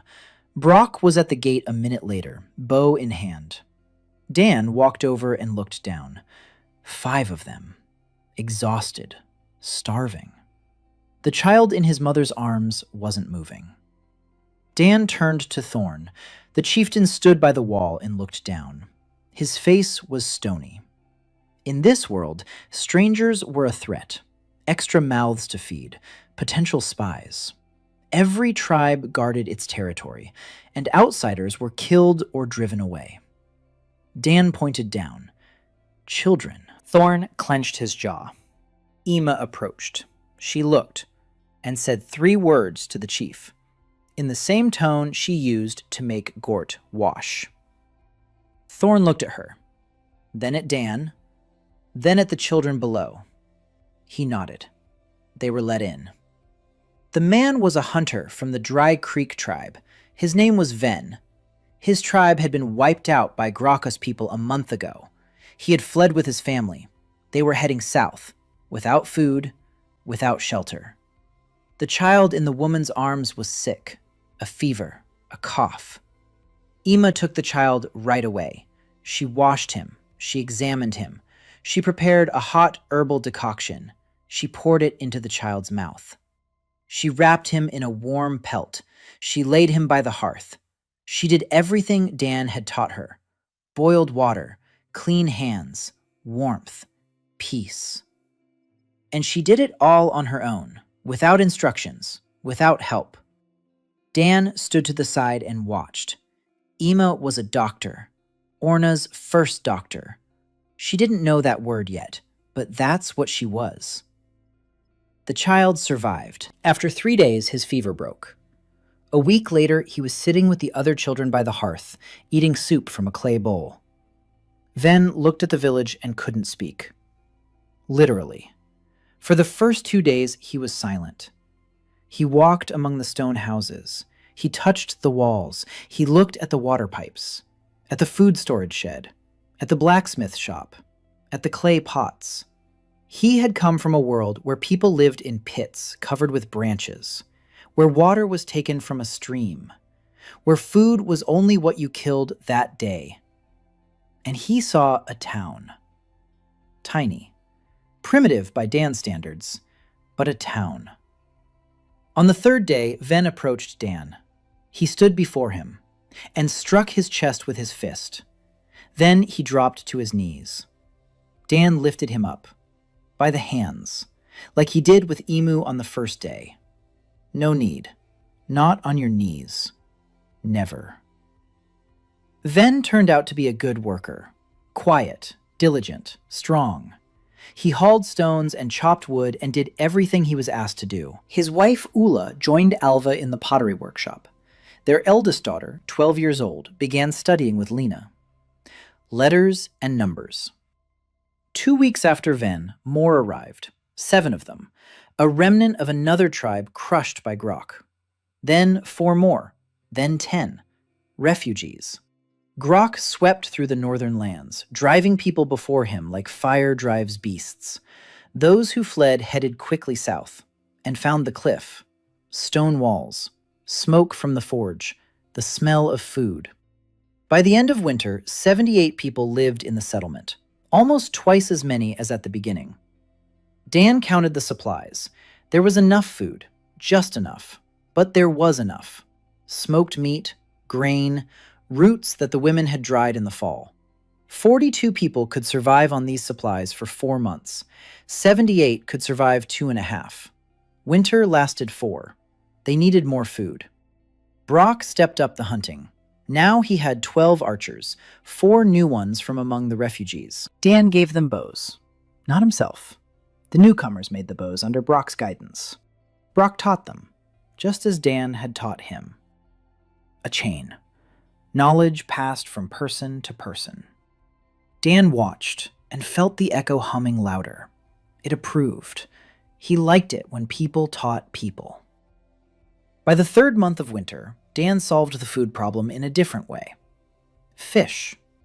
The river beneath the cliff hadn't frozen completely. The current was fast. Open water remained beneath the ice near the banks. Dan saw fish. Large ones. Similar to trout, but bigger. About 2 kilograms each. The tribe didn't catch fish. They were hunters. Meat. Only meat. Fish was food for the weak. That's what Gort said. Dan didn't argue. He wove a net from sinew. He showed Ven how to set it between the rocks in the shallows. Ven set it. In the morning, there were 8 fish in the net. Dan gutted one and roasted it on a rock by the fire. The meat was white and tender. He let Gort try some. Gort chewed. He was silent. Then he took a second fish and began to gut it himself. A week later, 4 nets were set in the river, and every morning they yielded 20 to 30 fish. Alva smoked the fish like meat. The pots in the storeroom filled up. The food crisis was resolved. But there was another crisis, a quiet one, an invisible one. Among the refugees from the Dry Creek tribe was a man named Cost, short, wiry, with quick eyes. He didn't work. He didn't study. He sat in the house assigned to him and watched. The walls, the warehouse, the smithy, Dan.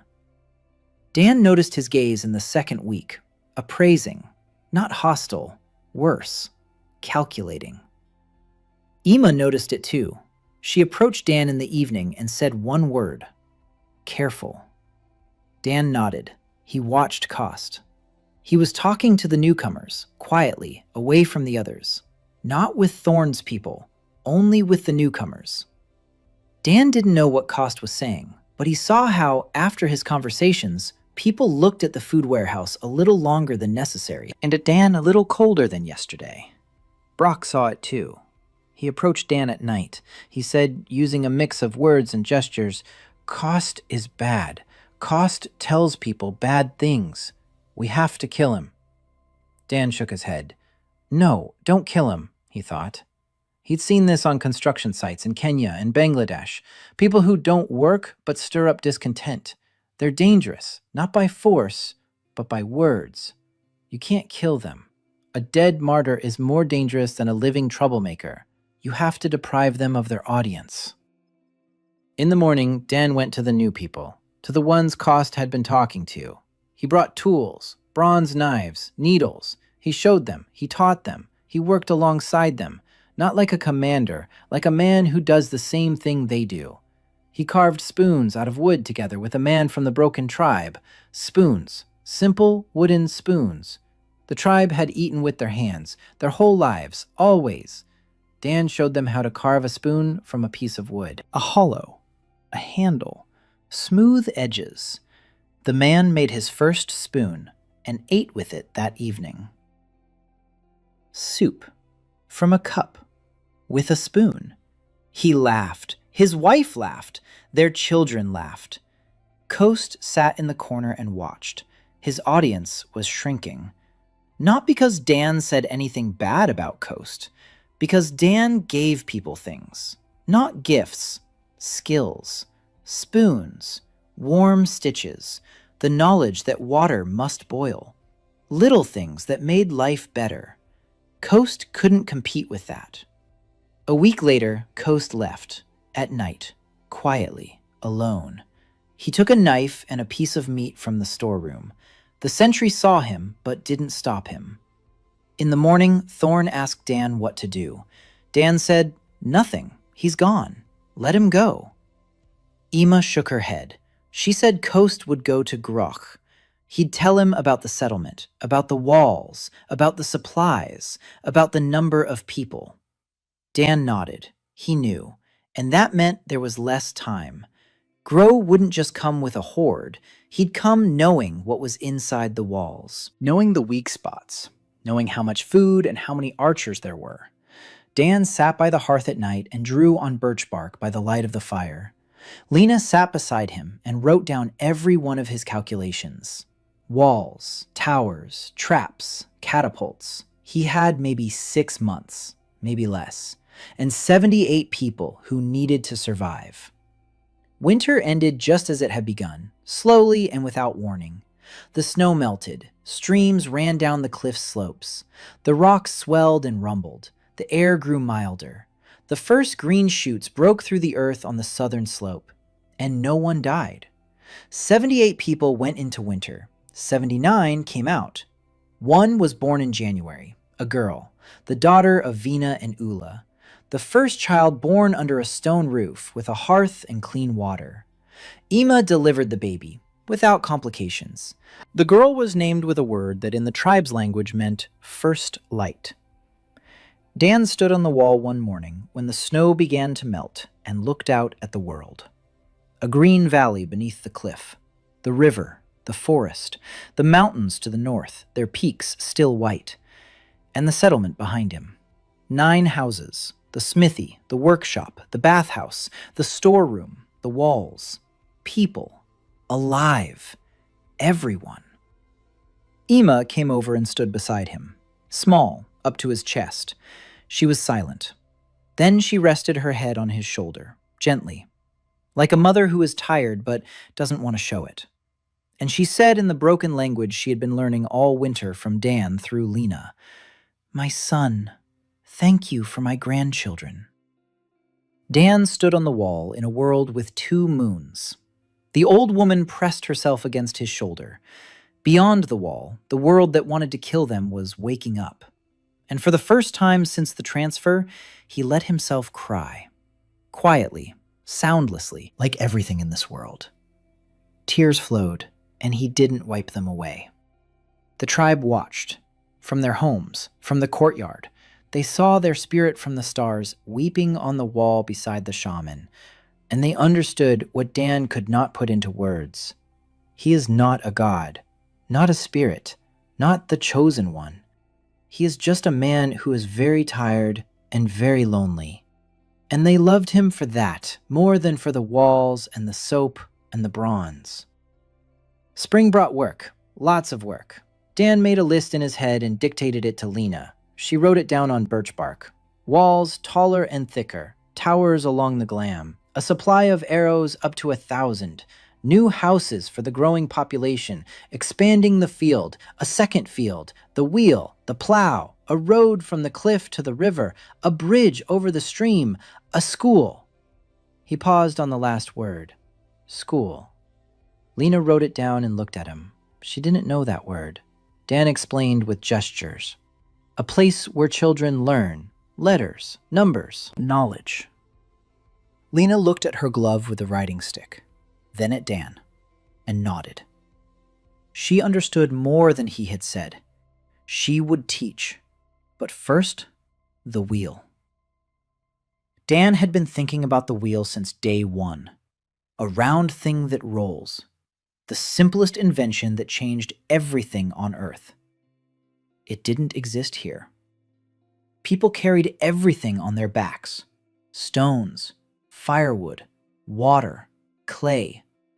Every kilogram on their own backs. A waste of energy. A waste of time. A loss of people who strained their backs and dropped out. Dan cut a piece of log. Thick, straight. He laid it on the ground. He touched it. He felt the grain. The growth rings ran concentric and even. Good wood. He took a bronze axe and began to hew. A circle, smooth, as thick as a palm, 1/2 meter in diameter. Then a second one just like it. Then an axle. A straight stick of hardwood, thick, sturdy. He inserted the axle into the holes at the centers of the two circles. A pair of wheels. Primitive, rough, but it worked. He placed a frame made of poles on top, tied it down. It turned into a cart, a simple two-wheeled cart. Dan placed a stone on it, 30 kilograms. He pushed. The cart rolled away, easily. On level ground, one man could haul what 3 men used to carry. Thorn stood and watched. His mouth was slightly open. A wheel, a round thing that rolls and carries heavy loads. He had never seen anything like it. No one on this planet had. Brock walked over. He looked at the cart. He pushed it himself. It rolled away. He stopped it. He pushed it in the other direction. Stopped it. Then he loaded more stones onto it. He pushed. Heavier, but still easier than carrying. He turned to Dan, his eyes burning. Just look at what we can do. Dan held up 10 fingers. Brock nodded. A week later, the settlement had 3 carts. Stone harvesting tripled in speed. Firewood gathering quadrupled. Transporting clay from the river became a one-man job instead of 4. The walls went up faster. New houses were built faster. The fields expanded faster. The wheel changed everything, just as Dan had known. The plow was the logical next step. The sharpened stick used to loosen the soil was primitive and slow. Dan made a better one, a bronze tip on a wooden frame. 2 men pull, 1 steers. The plowshare cuts the earth into a straight furrow, deep, even. The field that 10 people had spent a week loosening with sticks was now plowed by 3 in 2 days. Dan sowed a second field, twice the size of the first. There was little grain. He used his entire supply. A risk. If the crop failed, there would be no grain until the next season. But if it survived, there would be enough to feed 100 people. People came, every week, in pairs, 5s at a time. Families, lone hunters, women with children. Rumors of the settlement on the cliff spread through the region like ripples on water. A place where children don't die. A place with stone walls and water that flows on its own. A place with metal that doesn't break. By the start of summer, the population had reached 120 people. Dan was building. Not alone, with people. New houses, extending the walls. A second smithy. Riva now led a construction crew of 10 and didn't need Dan's instructions. She designed simple things herself. A grain storage shed, a canopy for the smithy, steps on the wall. Dan looked at her and saw an architect. She didn't know that word, but that's what she was. At the end of the 3rd month of spring, Dan sent Brock out on a reconnaissance mission. Brock took 4 archers and headed north. He returned 5 days later. His face was gray. His eyes were heavy. He sat down by the fire and spoke, slowly, choosing his words so Dan would understand. Grow was gathering an army. Not squads, an army. Tribes from the north were joining him, not voluntarily. Grok came and gave them a choice. Go with him or be eaten. Most went. Brock saw the camp, from afar, from a hill. Campfires, hundreds of campfires. He counted. Stopped counting at 300. 300 warriors, maybe more. And they were heading south.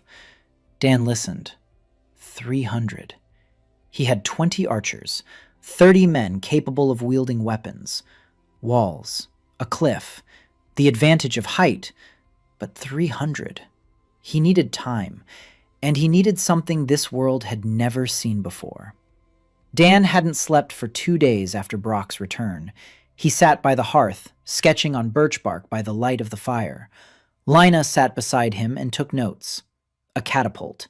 Dan knew the principle. A lever, a counterweight, a sling. The energy of a falling load is converted into the energy of the throw. A medieval trebuchet could hurl stones weighing 100 kilograms a distance of 300 meters. Dan didn't need a trebuchet. He needed something simpler, smaller, faster to build. He designed a torsion catapult, 2 vertical posts, a twisted bundle of sinew between them. A lever is inserted into the bundle. You pull the lever back. The tendons twist tighter. You place a stone in the sling at the end of the lever. You let go. The tendons unwind. The lever shoots forward. The stone flies. The range depended on the thickness of the bundle and the length of the lever. Dan did the math in his head.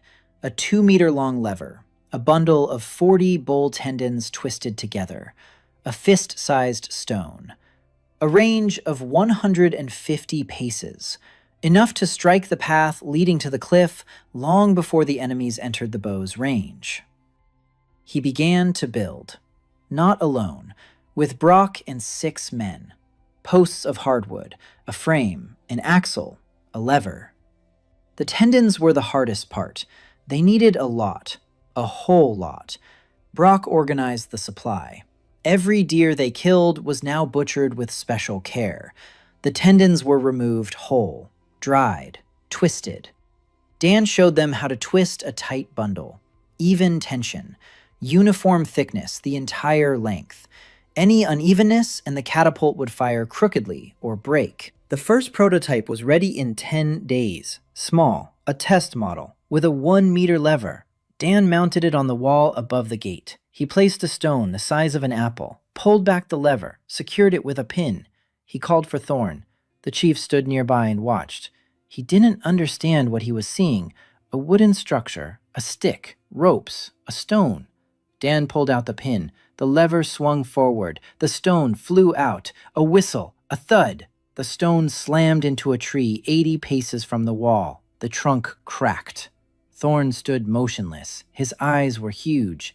He saw the stone fly a distance that a spear could never cover, and struck with a force that broke the tree. No hand, no man. The machine had thrown the stone. Thorn turned to Dan. In his eyes was what Dan had seen on the first day, when the shamaness had dropped to her knees. Awe, fear, and hope, all at once.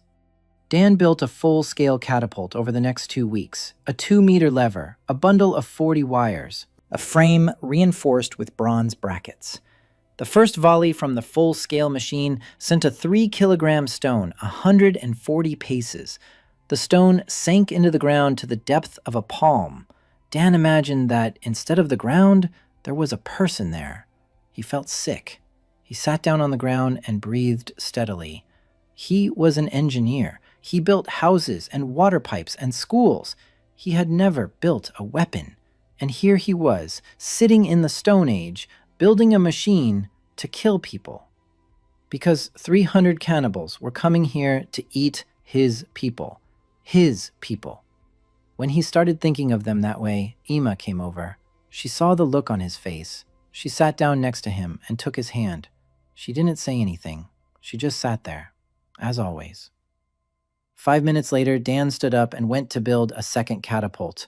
2 catapults, 10 archers on the walls, 20 men with spears at the gates, a supply of stones, a supply of arrows, traps. Dan started thinking about traps. The path to the cliff zigzagged up the slope. Every turn was a spot where he could slow down the attackers. Pits. Not deep. Knee-deep. With sharpened stakes at the bottom. Covered with branches and earth. Invisible. A man steps forward. His foot sinks in. A stake pierces his soul. The warrior is out of the fight. Dan showed Brock how to dig, how to sharpen the stakes, how to camouflage them. Brock worked in silence. His face was focused and calm. He wasn't afraid of war. He was afraid of losing. In 3 weeks, the trail had turned into a death strip. 12 pits at every turn. Rocks piled at the edge of the cliff, ready to roll down at a signal. Logs suspended by vines that could be cut, sending the log rolling across the trail, knocking down everyone in its path. Dan wasn't inventing anything new. It was all in the textbooks on the history of fortification. People had learned to kill one another long before gunpowder. He simply brought that knowledge to a place where it didn't yet exist. And every time he checked a trap or adjusted a catapult, his hands trembled, not from skill, from the realization of what he was doing. Alongside the preparations for war, life went on. Riva finished building 3 new houses. Alva was producing 10 pots a week. The fields were turning green. The first harvest from the second field promised to be bountiful. Lena was teaching the children, 7 of them, aged 5 to 12. They sat before her on the rocks and drew letters on pieces of birch bark. Lena wasn't shy in front of the children. Her gloved hand, holding a stick, moved with confidence. She demonstrated. They repeated. School. Orna's first school. Without walls or a roof, just stones and the sky and a girl with a burned hand who taught others what she herself knew. Dan watched her from afar and felt that building catapults was worth it for this. At the end of the 4th month after winter, Kira arrived, not alone, with a detachment of 5 warriors and gifts. Hides, dried meat, a sack of salt. The daughter of the Black Lake tribe's chief. Tall, dark-haired, with the bearing of someone accustomed to being looked at. She walked ahead, her face stony. Thorn went out to meet her at the gate. They spoke for a long time. Dan stood on the wall and listened. He didn't understand everything, but he understood the main point. Kira's father was proposing an alliance against Grokka, the Black Lake tribe, 40 warriors. The condition? Kira stays here, as a gift, as a pledge of the alliance, as a wife for the chieftain or his chosen one. Thorn turned and looked at Dan. Kira followed his gaze. Her eyes found Dan on the wall. And in those eyes was fury. Not fear, not submission. The fury of a cornered beast that had been sold out yet again. Thorn brought her to the settlement, showed her the house he'd set aside for her, left her there. That evening, Dan went to her. He knocked on the doorframe. Silence. He entered. Kira was standing against the wall, a knife in her hand, a bronze one of the ones Brock had made for guests. She raised the knife to Dan's throat. Her hand didn't tremble. Dan stopped. He looked at the knife, then at her. He spoke slowly, in the language of the tribe he'd been learning for 5 months, awkwardly, with mistakes, but clearly. He said that if she wanted to leave, she should go. He would tell her father that she had stayed. He didn't hold people back. Kira stood with the knife at his throat. Her eyes were shining, not from tears, from anger. She asked, "Why?" Dan said, "Because you're not a thing." She was silent. The knife didn't move. Then she lowered it, slowly. She laid it on the stone. She sat down on the floor. She covered her face with her hands. She didn't cry. She just sat there. Dan sat down across from her, far away, so as not to overwhelm her, and he began to tell her, in broken language, about the walls, about the smithy, about the pots, about the wheel, about how people here don't die in the winter, about how here a girl with a burned hand teaches children to write, about how a 64-year-old shaman became a doctor, about how a hunter who used to spit on soap now goes to the bathhouse every day. Kira listened. Her hands dropped. She looked at him, and for the first time all evening, there was no anger in her eyes. Curiosity. She asked, "What are you building?" Dan answered, "Everything." Kira didn't leave, and she didn't stay as a guest. On the second morning, she left the house and walked to the wall. She touched the stones. She looked at the masonry. She walked around the entire perimeter. Then she came to Dan and said one word, "Crooked." Dan looked at her, then at the wall. She was right. The northern section, built by the refugee newcomers, was crooked. The stones sat unevenly. The mortar lay in clumps. The wall would withstand the wind, but not a battering ram. Dan knew that. He'd been planning to redo it, but hadn't gotten around to it. Kira asked, "Can I?" Dan nodded. She took apart the top 3 rows, by herself, without instructions. She laid the stones again, more evenly, tighter. A thin layer of mortar, evenly. Dan walked over. He touched the wall. He felt it. Good. No, not good. Excellent.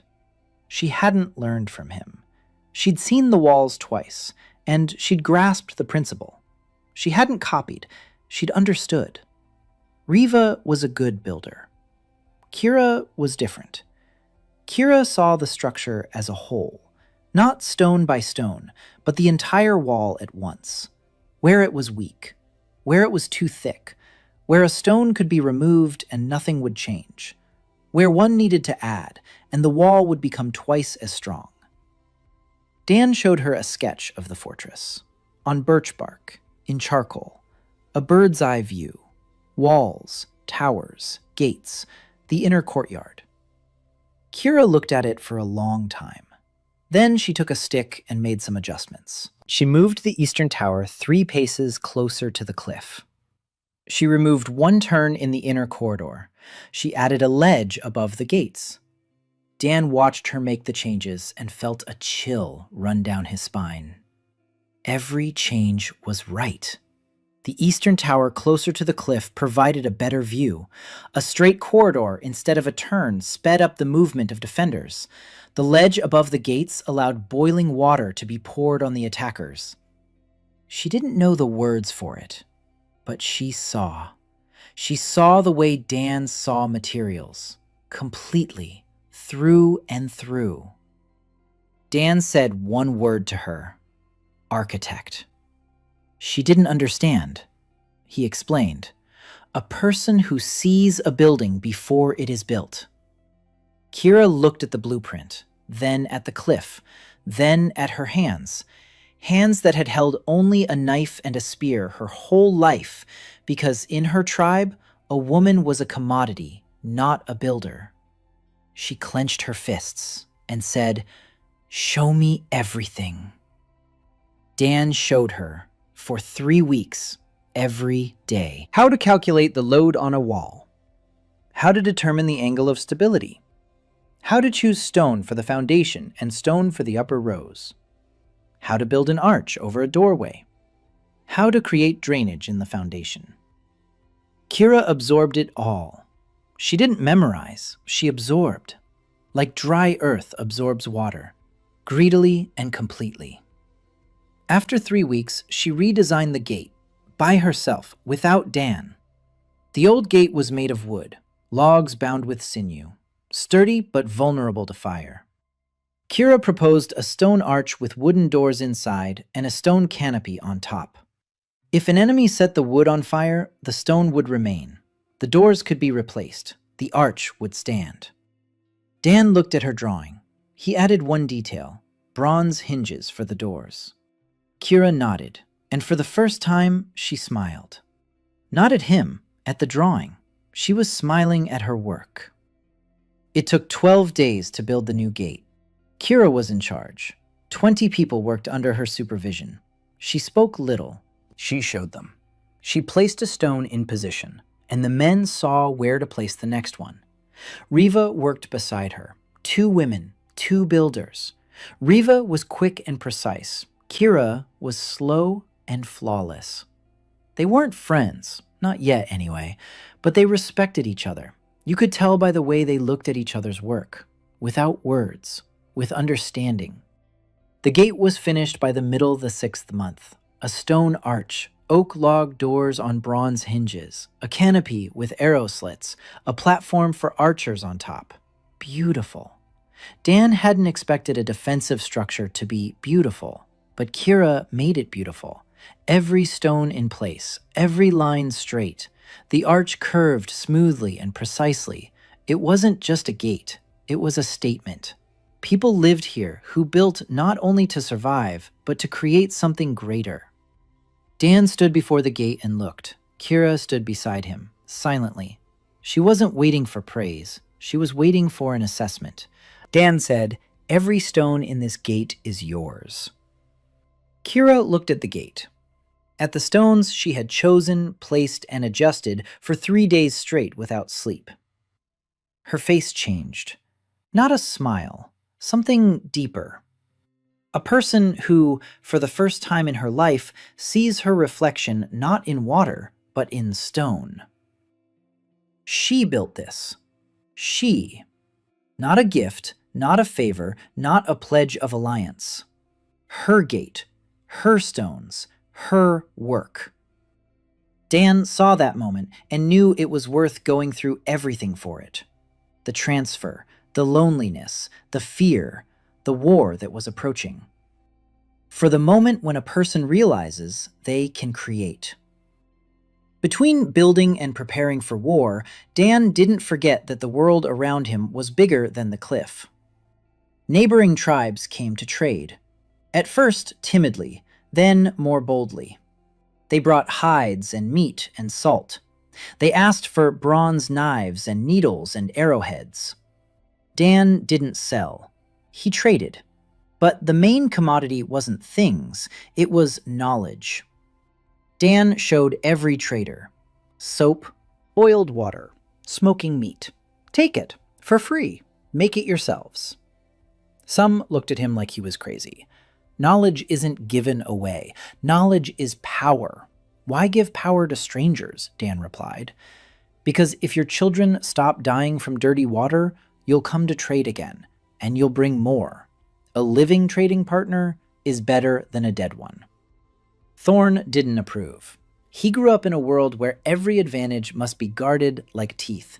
Giving away the secret of bronze means losing the only thing that makes you stronger than your neighbors, Dan argued. For the first time, he argued with the chief, through Ima, for a long time. It's hard, he explained. Bronze isn't an advantage. Bronze is a foundation. If the neighbors get bronze, they won't attack. They'll be busy, building, hunting, living. And if Grow comes, the neighbors with bronze spears will stand by our side. Not because Dan bought them off, because Grow threatens them too. Thorn listened. He thought. He was silent for 3 days. Then he nodded. Reluctantly, but he nodded. Dan sent delegations to the 2 nearest tribes, with gifts, bronze knives, soap, grain seeds, and an invitation. Come, learn, build. When Groch comes, we will stand together, or die one by one. The first tribe arrived a week later, the chief with 10 warriors. They looked at the settlement, at the walls, at the smithy, at the children drawing letters on birch bark. The chief looked for a long time. Then he punched Thorna in the chest. Alliance. The second tribe arrived 2 weeks later. The third sent a messenger. The fourth came on its own, uninvited. By the beginning of the 7th month, the alliance of the Grey River had formed around the cliff. 5 tribes, 400 people, 120 warriors. Not an army, but no longer a handful. Ash fell from the sky at the beginning of the 8th month. Not literally, but almost. A sentry in the southern tower saw a flash beyond the forest at night. Bright white, like the one that left a scorched patch on the hill the day Dan showed up. In the morning, Dan went there, alone. Thorn didn't want to let him go. Brock wanted to go with him. Dan shook his head. If it was what he thought it was, he needed to be there first. He found her after a 2-hour walk. A clearing in the woods, a scorched circle, ash that was already scattering, and a woman, slender, short, light hair, a compass tattoo on her wrist, a dirty face, torn clothes, an ice axe in her hand. She stood in the center of the scorched circle and looked around, like a cornered animal. Dan stepped out from behind the trees. She saw him, a man in furs, with a bronze knife on his belt. She raised the ice axe, took a swing. Dan raised his hands and said in English, "Stop. MIT, Civil Engineering, 2017. She froze. The ice axe hung in the air. Her eyes went wide. She lowered her weapon and said, "Stanford, Glaciology, 2019. What am I doing here?" Dan exhaled. English. Real, living English. For the first time in 8 months. His voice broke on the second sentence. He wanted to say something clever, something calm and engineering-like. Instead, he said, "You have no idea how glad I am to see you." Her name was Ashley Carter. Ash, 28 years old, a glaciologist from Stanford. The last thing she remembered was a field camp in Antarctica, a blizzard, the crack of ice, then a flash, then 2 moons. Dan told her the story on the way to the settlement. Everything. 8 months in a 3-hour walk. Horn, echo, tribe, walls, bronze, groth, war. Ash listened and didn't interrupt. Her face changed every minute. Disbelief, shock, calculation, shock again. When they climbed the cliff and she saw the village, she stopped. She stood at the gates of Kira and looked. Stone walls, houses, a smithy, children with birch bark tablets, running water, pots, people in double-stitched fur clothing. She turned to Dan and said, "You built this in 8 months." Dan shook his head. "We built it." Ash adapted quickly, faster than Dan had expected. She was a scientist, a field scientist, accustomed to camps on the ice without electricity or hot water. A tent in Antarctica and a stone house on a cliff weren't as different as one might think. For the first week, she walked around the neighborhood. She looked at the river, at the cliffs, at the sky, at the blue moon. She jotted things down in a notebook that, by some miracle, was in her jacket pocket. A pencil, paper, real paper. Dan looked at the notebook as if it were a sacred relic. A week later, Ash came to him in the evening. She sat by the hearth and said, "I have 3 questions. First, why are there pterosaurs and mammoths here at the same time? Second, that blue moon is too bright for its size and distance. Something's wrong with it. Third, do you feel that humming in the ground, or am I going crazy?" Dan replied, "The first one, I don't know. The second, I agree. The third is echo. You're not going crazy." Then he told her about echo, about the glow, about the ability to sense materials, about the rule that he can't work alone. Ash listened. Then she said something that made Dan freeze. She said the hum got louder when she looked at rocks, as if the stone were speaking. She could see the layers, the composition, the age, not with her eyes, inside, like a sensation. Dan understood. Echo had given her the same gift it had given him. Not construction, geology. Her specialty, her knowledge, amplified and transformed into something greater. A glaciologist who senses the age of stone, who sees underground strata, who can find ore and water and voids in the rock just by placing a hand on the ground. Dan said, "Welcome to the team." Ash replied with a sigh that the tribe wouldn't understand. But Dan laughed. For the first time in 8 months, he laughed for real. She swore. A lot. Loudly, as usual. The tribe watched her warily. A fair-haired woman who made strange, sharp sounds and waved her arms. Ima approached Ash on the first day and looked her in the eyes. For a long time. Then she placed her hand on her chest, just like she did with Dan, and said one word. The same. Ash also carried Echo. Ash became an explorer. Dan gave her a map, a birch bark one, rough, on which the surroundings of the settlement within a day's walk were marked.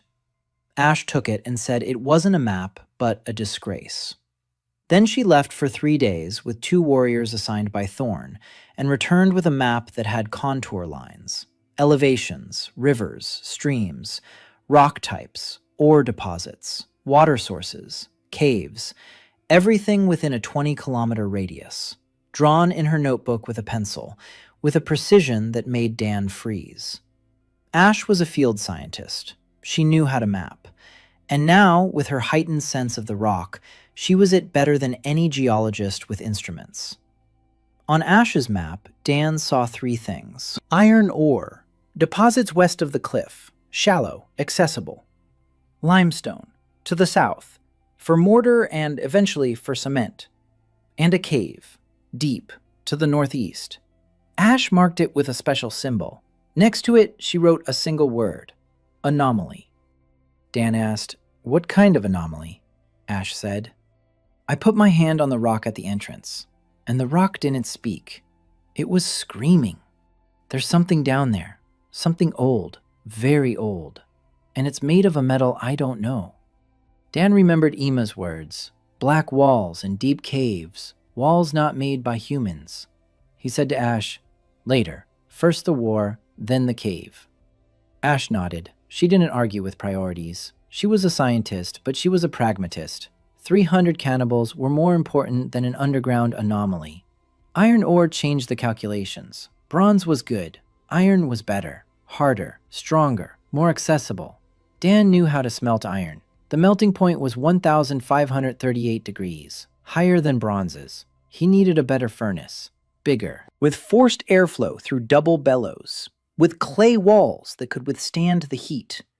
He built it in a week, with Brock and the 4 blacksmiths he'd trained over the past few months. The first iron smelting. Brown stone in the furnace, a white flame. The bellows swing rhythmically.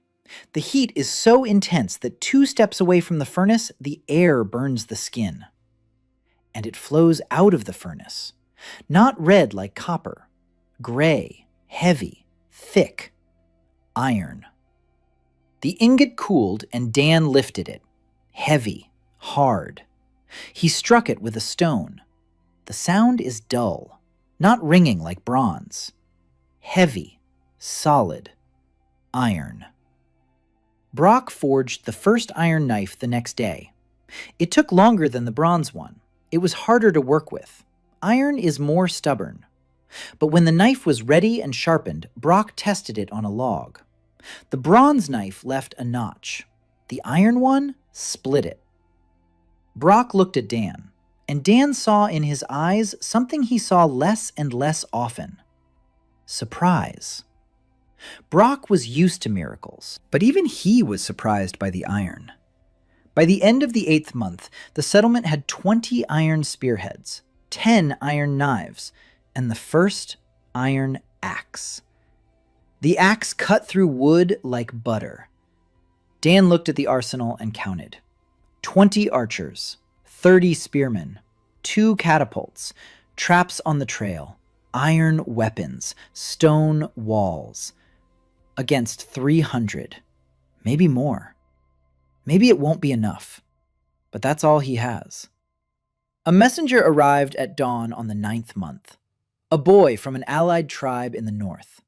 Barefoot, gasping for breath, with terror in his eyes. Grok had crossed the Great River. A 3-day journey, maybe 2. He's coming this way.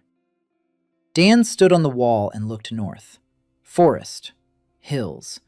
Somewhere beyond them, 300 warriors with spears and skulls on poles, led by a cannibal shaman. Led by Coast, the traitor who knows every stone in the wall, every bend in the path, every weakness. Their me no longer existed. Dan gathered a council. Thorn, Brock, Emma, Kira, Ash. Lena, with her birch bark tablet. The chiefs of the allied tribes. Everyone. Dan spoke, slowly, clearly, in the language he had studied for 9 months and which finally obeyed him. He laid out the plan. They would not wait outside the walls. Waiting meant defeat.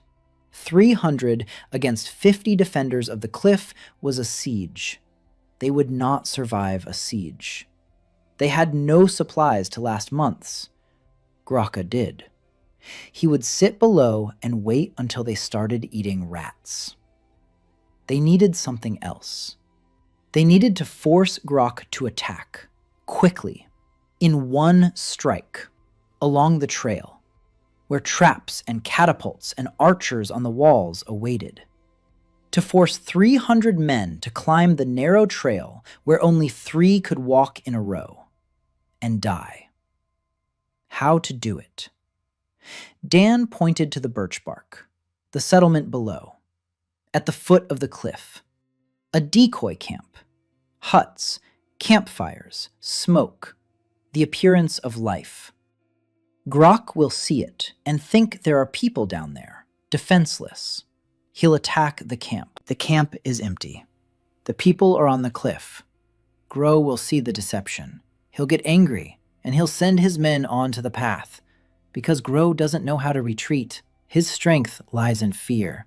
If he retreats before a stone wall, his people will stop being afraid. He'll attack, and the trail will become a trap. Thorn listened. He nodded. Brock listened. His eyes burned. Kira listened and studied the map. Ash listened and thought. Then she said in English, "What if he doesn't go up the trail? What if he goes around it?" Dan replied. "He can't go around it. 3 sides are cliffs. The only way up is the trail." "Or a siege," Ash said. "He could just lay siege." Dan nodded. He could. "That's why we need a second element." He pointed to the map for Ash. "The forest east of the cliff. Dense, with ravines. Brock and 20 archers. An ambush. When Gro throws his men onto the trail and gets bogged down, when the catapults and archers on the walls start firing, Brock will strike from behind, from the forest, with arrows, and then retreat. Not a battle. Bites. 1, 2, 3. Every bite is 10 arrows in the back. Every bite is panic. An enemy attacked from the front and the back cannot think. He can only die or run. Brock stood up. His face was calm. He understood the plan. He understood his role. 20 of his best archers, fast, silent, with iron tips. Bite and run, until the enemy breaks. Thorn stood up. He pounded his chest with his fist. The decision was made. 3 days of preparation. 3 days during which Dan didn't sleep at all. A decoy camp below. 20 huts made of branches. Bonfires that could be lit from a distance with an arrow tipped with burning tow. Skins on poles mimicking people. From a distance, it looked like a camp. Up close, the deception was obvious. But Grok would see it from afar. The trail. Dan checked every trap, every pit, every stake, every suspended log, every rock on the edge of the cliff. Everything was working. Everything was waiting. Catapults. Dan had sighted in both. The first hit the lower part of the trail, the second, the middle. Their ranges overlapped.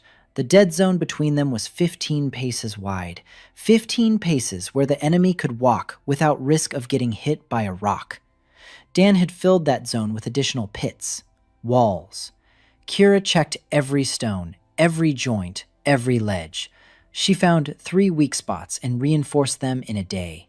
Dan watched her and thought that without her, the walls would be worse, much worse. Medicine. Ima had set up a field hospital, inside the walls, in the most secure corner. Clean bandages, boiled water, bitter leaves, splints for fractures. She trained 3 women to help her, not doctors, orderlies, but their hands were clean and they knew what to do with a bleeding wound. Ash took charge of surveillance. She climbed to the highest point of the cliff, a rocky outcrop above the eastern wall. From there, she could see 20 kilometers. She would be their eyes. 1 smoke signal meant they were coming. 2 smoke signals meant they were attacking. 3 smoke signals meant they were flanking. Lena sat in the hospital with birch bark tablets. She wrote everything down. The names of the wounded, the types of wounds, the treatment, the supplies. She didn't know how to treat them, but she knew how to count and remember, and that was no less important. Marin arrived at night, the day before the battle. Dan didn't know her. a dark-skinned woman with ritual scars on her face and a necklace of small bones around her neck. She appeared at the gate alone, with a knife. The sentry raised the alarm. Brock was at the gate in a minute. Marin dropped the knife to the ground. She raised her empty hands, and she spoke to the chieftain in a language that Thorn could barely understand, because it was a northern dialect. She said she knew everything about Graka. She would tell them everything. Then they could kill her. Thorn didn't kill her. He brought her to Dan. Marin sat by the fire and told her story. Ima translated. Lena took notes. Marin had been a blood priestess in Grok's tribe for 10 years. She had made sacrifices to his god. She slit throats. She ate the flesh of the slain.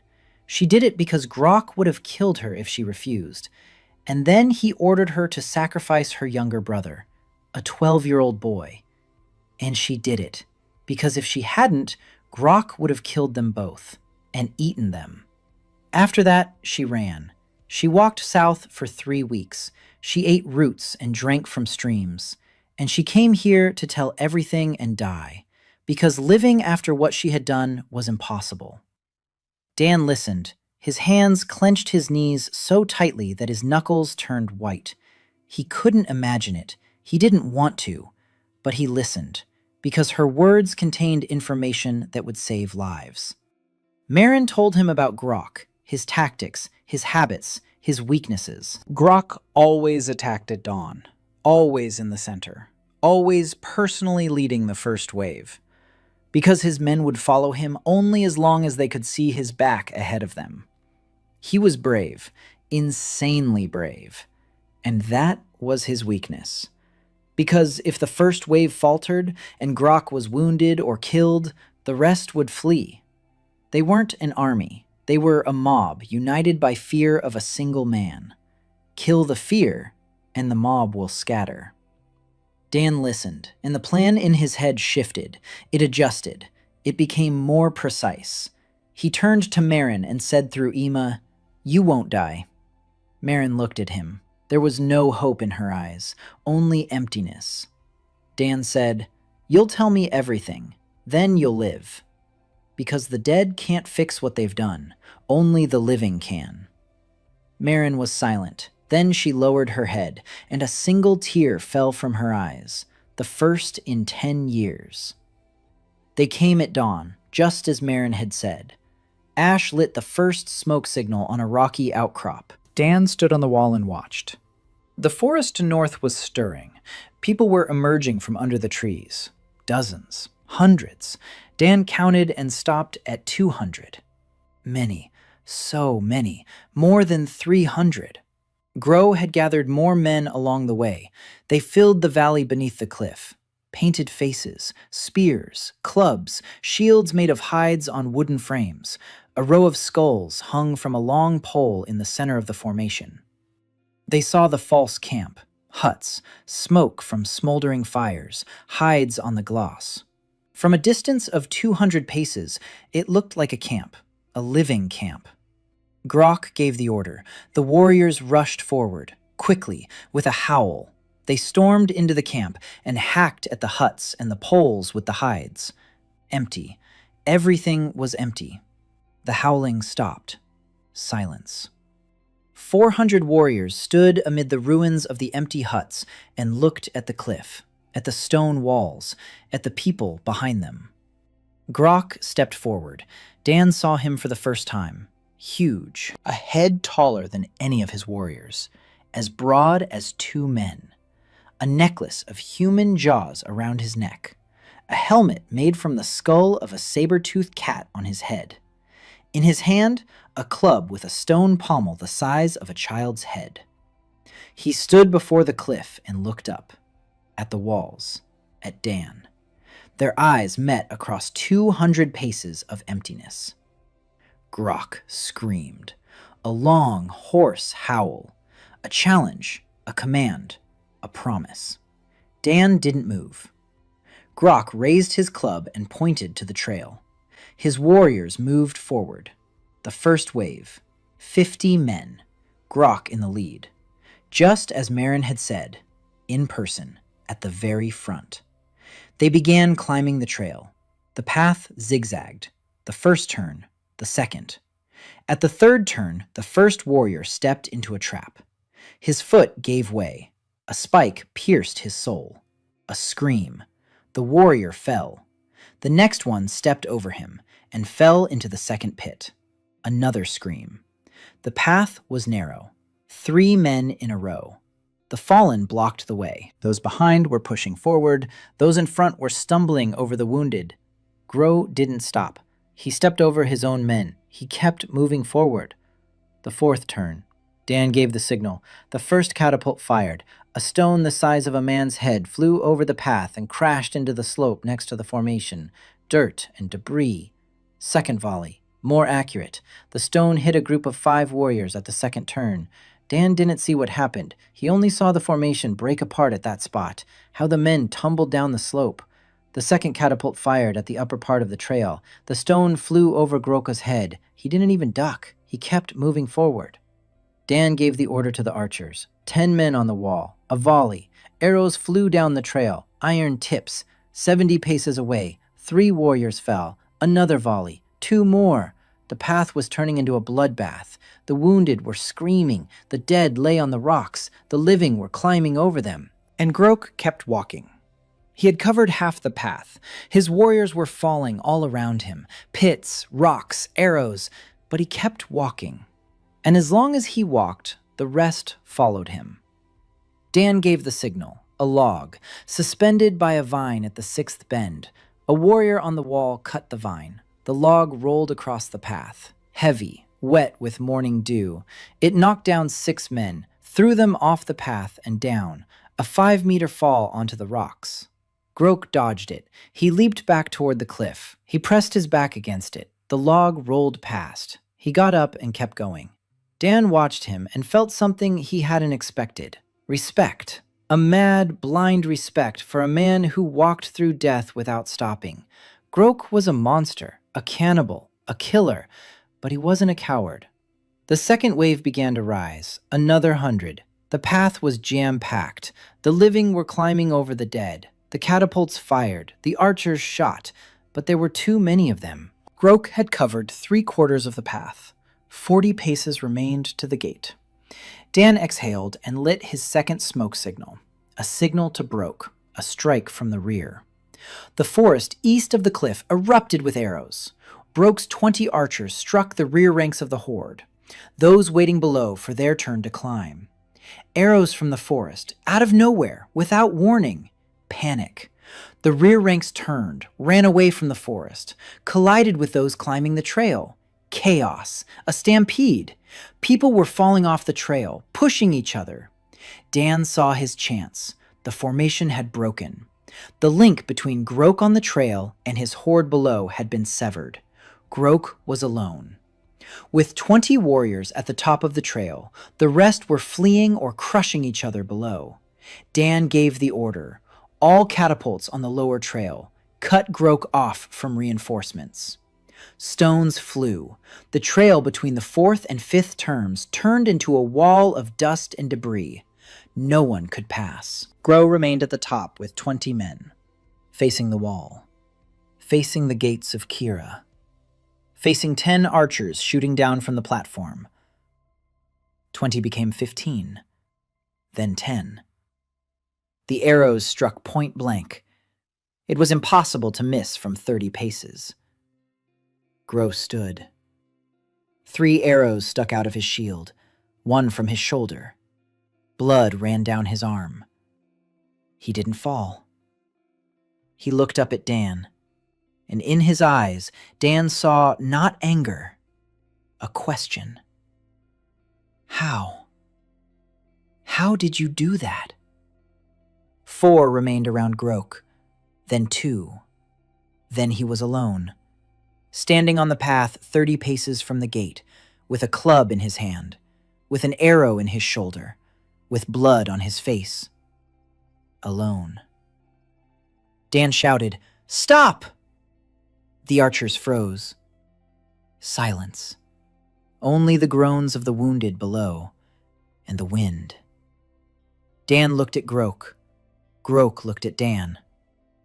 Dan spoke in the language he'd been learning for 9 months, slowly, so Grok would understand. You built men. I built walls. You're dead. Mine stand. Grok was silent. Blood dripped from his hand. Then he spoke in a hoarse, broken voice. He said that walls crumble. They always crumble. People don't, Dan replied. Your people lie on this path, and mine stand on these walls. And walls don't crumble if those who built them built for the living. Grow was silent. Then he dropped his club. It struck a rock and rolled down the path.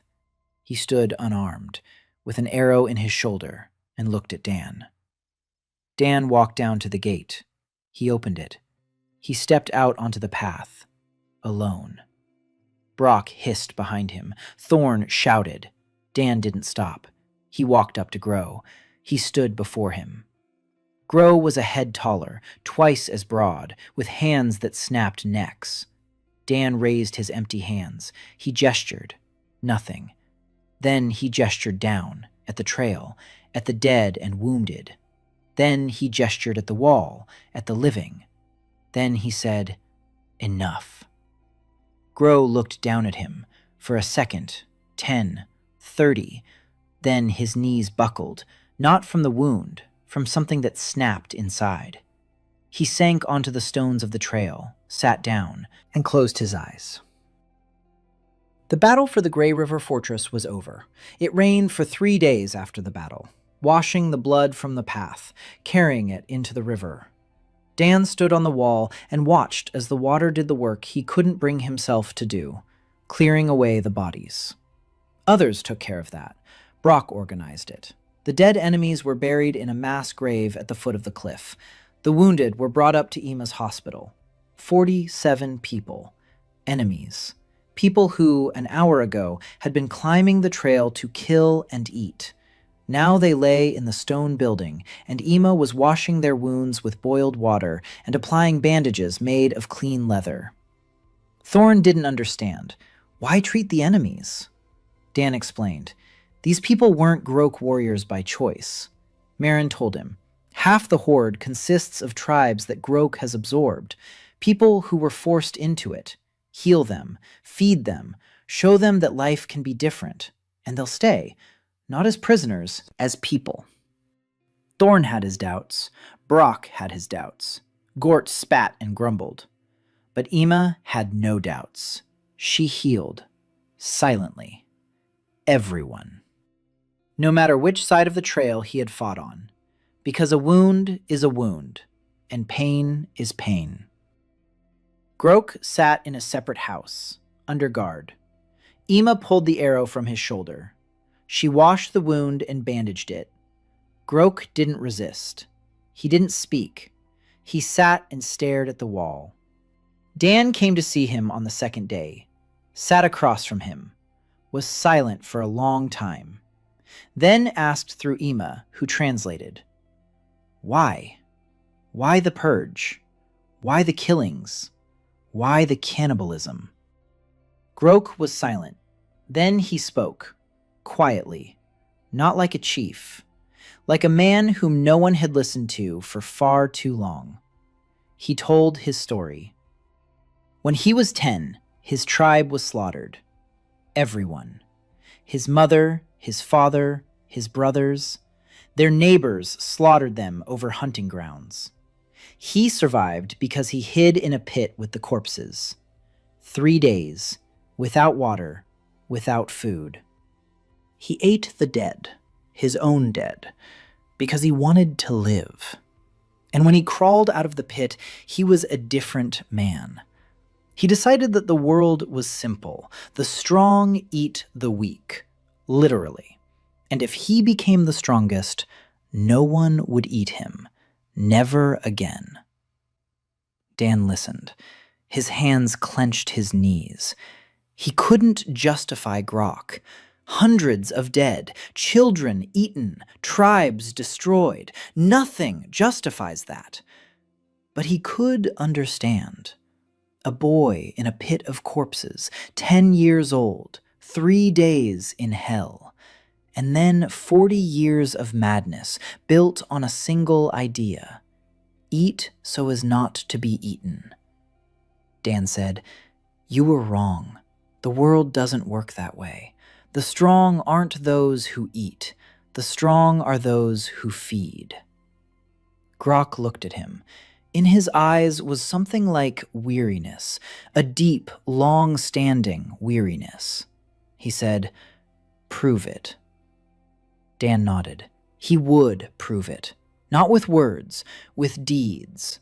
Just as he had proven everything in this world, with stone and clay, with fire and water, with hands that build, not kill. 2 weeks after the battle, the wounded were recovering. Of the 47, 41 survived. 6 died. Ima wept for each one, even for the enemies, especially for the enemies, because they died from wounds she couldn't heal, and that was her personal defeat. Dan hugged her and said, 41. You saved 41. Ima shook her head, but she wiped away her tears. The surviving Graka warriors faced a choice: to leave or to stay. Dan didn't hold them back. 23 left, back north, to their tribes. 18 stayed. They saw the walls. They saw the pots. They saw children who didn't cough. They saw food in abundance, and they decided it was better here. The Union's population had surpassed 500. 500 people, 20 tribes, 3 days' journey from the cliff to the distant settlements, but all were connected by trade, by knowledge, bronze and iron, soap and boiled water. Dan looked at Ash's map and saw not dots on birch bark. He saw the beginnings of a country. The settlement was growing. Dan stopped thinking of it as a settlement. It was a city. Tiny, primitive, but a city. 150 people lived on the cliff permanently. 30 houses, 3 smithies, 2 pottery workshops, a school with a roof designed by Kira, a library, a single shelf of birch bark scrolls in which Lena recorded everything. Recipes, blueprints, names, stories. The first story of Orna written by human hand. The wheel, the plow, iron, soap, glass. Dan began making glass at the end of the 10th month. Sand and lye at a very high temperature. The first pieces were cloudy, crooked, useless. But by the 5th attempt, he had a clear piece the size of a palm.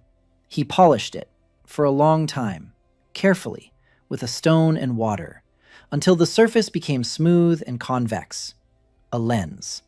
He brought it to Ime. The old shamaness took it, turned it over, looked through it, and froze. Her eyes. 64 years old. Cataracts were setting in. She could no longer see. The small text on birch bark was no longer visible to her. She held the needle in her hands by touch. But through Dan's lens, she could see. Clearly, sharply, every little line, every letter. Ima stood with the lens to her eyes and looked at the world, which had become sharp again. She didn't cry. She laughed, quietly, like a child. Dan stood beside her and smiled. A trifle, a piece of glass. But for her, it was the world, a world restored. Sora. Dan found her 11 months after the transfer. Ash discovered a cave on the coast, a 4-day walk to the Meta. A cave with drawings on the walls, not primitive drawings, frescoes, detailed, beautiful. People, mountains, the moon, trees. A style Dan recognized immediately. Korean, classical Korean painting. Fine lines, empty space as an element of composition, harmony. He entered the cave and saw a woman, petite, with long black hair down to her waist. Sitting in front of the wall and drawing with a burnt stick. He spoke in Korean, words his grandmother had taught him as a child. "Hello!" The woman turned around, her face, young but with eyes that held 50 years of loneliness. She looked at him and her lips moved. She tried to speak. and couldn't. She hadn't spoken aloud in 50 years. Dan sat down next to her. He spoke, in Korean, quietly, slowly, about himself, about engineering, about Seattle, about his father from Busan, about his grandmother who made kimchi and sang lullabies in Korean. Sora listened. Tears streamed down her face. She didn't wipe them away. An hour later, she spoke her first word in 50 years. Home. Dan took her to the village. She followed him like a shadow, never letting go of his hand. A 4-day journey. She held his hand and wouldn't let go, and Dan wouldn't let go either, because he knew what loneliness was. 8 months without his native language, 50 years without a human voice. He couldn't imagine it, didn't want to. In the village, he gave her a home. He gave her food. He gave her warmth. And a week later, when she really started to speak, he gave her paper. Not birch bark, paper. Real paper. He had boiled it down from bark and fibers for 3 days. Thin, white, smooth. And a brush made of bristles. And ink made of soot and resin. Sora took the brush, dipped it in the ink, and painted. 12 hours without stopping. Dan didn't go in to see her. No one went in. In the morning, she came out, and in her hands were 10 sheets. On them was a story. Her story. 50 years on a foreign planet, painted so that Dan could see every day, every night, every tear, and every dawn. Sora was an artist, a court artist of the Joseon dynasty, transported to Orn half a century before Dan, alone, waiting, and now having found it. A year. 1 year since the transport. Dan stood on the fortress tower, the one designed by Kira, the highest point. Everyone was with him. Ima, Kira, Sora, Lena, Ash, Marin, Brock, Thorn. From the tower, everything is visible. The 20 settlements of the Grey River Union, the smoke from the forges, the green fields, roads, the first real roads, the river below, the forest, the mountains, and the blue moon on the horizon, huge, bright. Ash stood next to him and looked at the moon. Then she said quietly, "Dan, I studied its spectrograms through the glass you made." Dan looked at her. Ash said, "It's artificial." Dan was silent for a long time. The wind blew from the north, cold, autumnal. Then he said, "I know. I figured it out too." Ima came up behind him, small, up to his chest. She put her hand on his back and whispered, in a language Dan now understood completely. "The echo is speaking to me tonight," it says. "Now look up. They'll wake up soon." Dan stood on the tower. Around him stood the people he loved. Below lay the world that he had built over the years, stone by stone, pot by pot, child by child. He hadn't built a city. He had built hope. And now hope was looking up at the blue moon, which slowly, barely perceptibly, was opening its eyes. Sora stood next to a sheet of paper and a paintbrush. She was drawing the moon, an eye, stars, the first page of a new story. Lena was writing, quietly, quickly, every word, every name, every moment, so that those who come after would know that people lived here, that they built, that they did not give up. Kira stood at the edge of the tower and looked at her gate, at every stone she had laid. And for the first time in her entire life, she knew she wasn't a commodity, not a pawn, not a gift. She was a builder, and this was her city. Marin stood slightly to the side, alone, as always, with a necklace made of her brother's bones around her neck. But her eyes were different, not empty. Tomorrow she would go to school. Lena had asked her to help with the children. Dan had asked, because to the most broken man, he had entrusted what was most precious. And Marin said yes. Brock stood behind Dan, with a bow, as always. He wasn't looking at the moon. He was looking at the forest, at the roads, at the horizon, watching over them, as always, because someone has to look down while the rest look up. Dan closed his eyes. The wind, the smell of smoke from the forges, the scent of fresh birch bark from the library, a child's distant laughter, the clang of a hammer on an anvil, the creak of a wheel, the murmur of water in a stone channel, the sounds of the world he had built for the people whose names he knew. He opened his eyes. The blue moon was looking down at him, and Dan looked back. He didn't know what was up there. He didn't know what would wake him. He didn't know what tomorrow would bring, but he knew one thing. Whatever came, he would meet it standing, on the walls built by his people, in the city built by his love, with hands that don't know how to kill, only to build, only to repair, only to create. His father used to say, "If you walk into a room and something is broken, you fix it." Dan walked into the world, and the world was broken. And he fixed it, every day, stone by stone. And he will keep fixing it, as long as his hands can hold.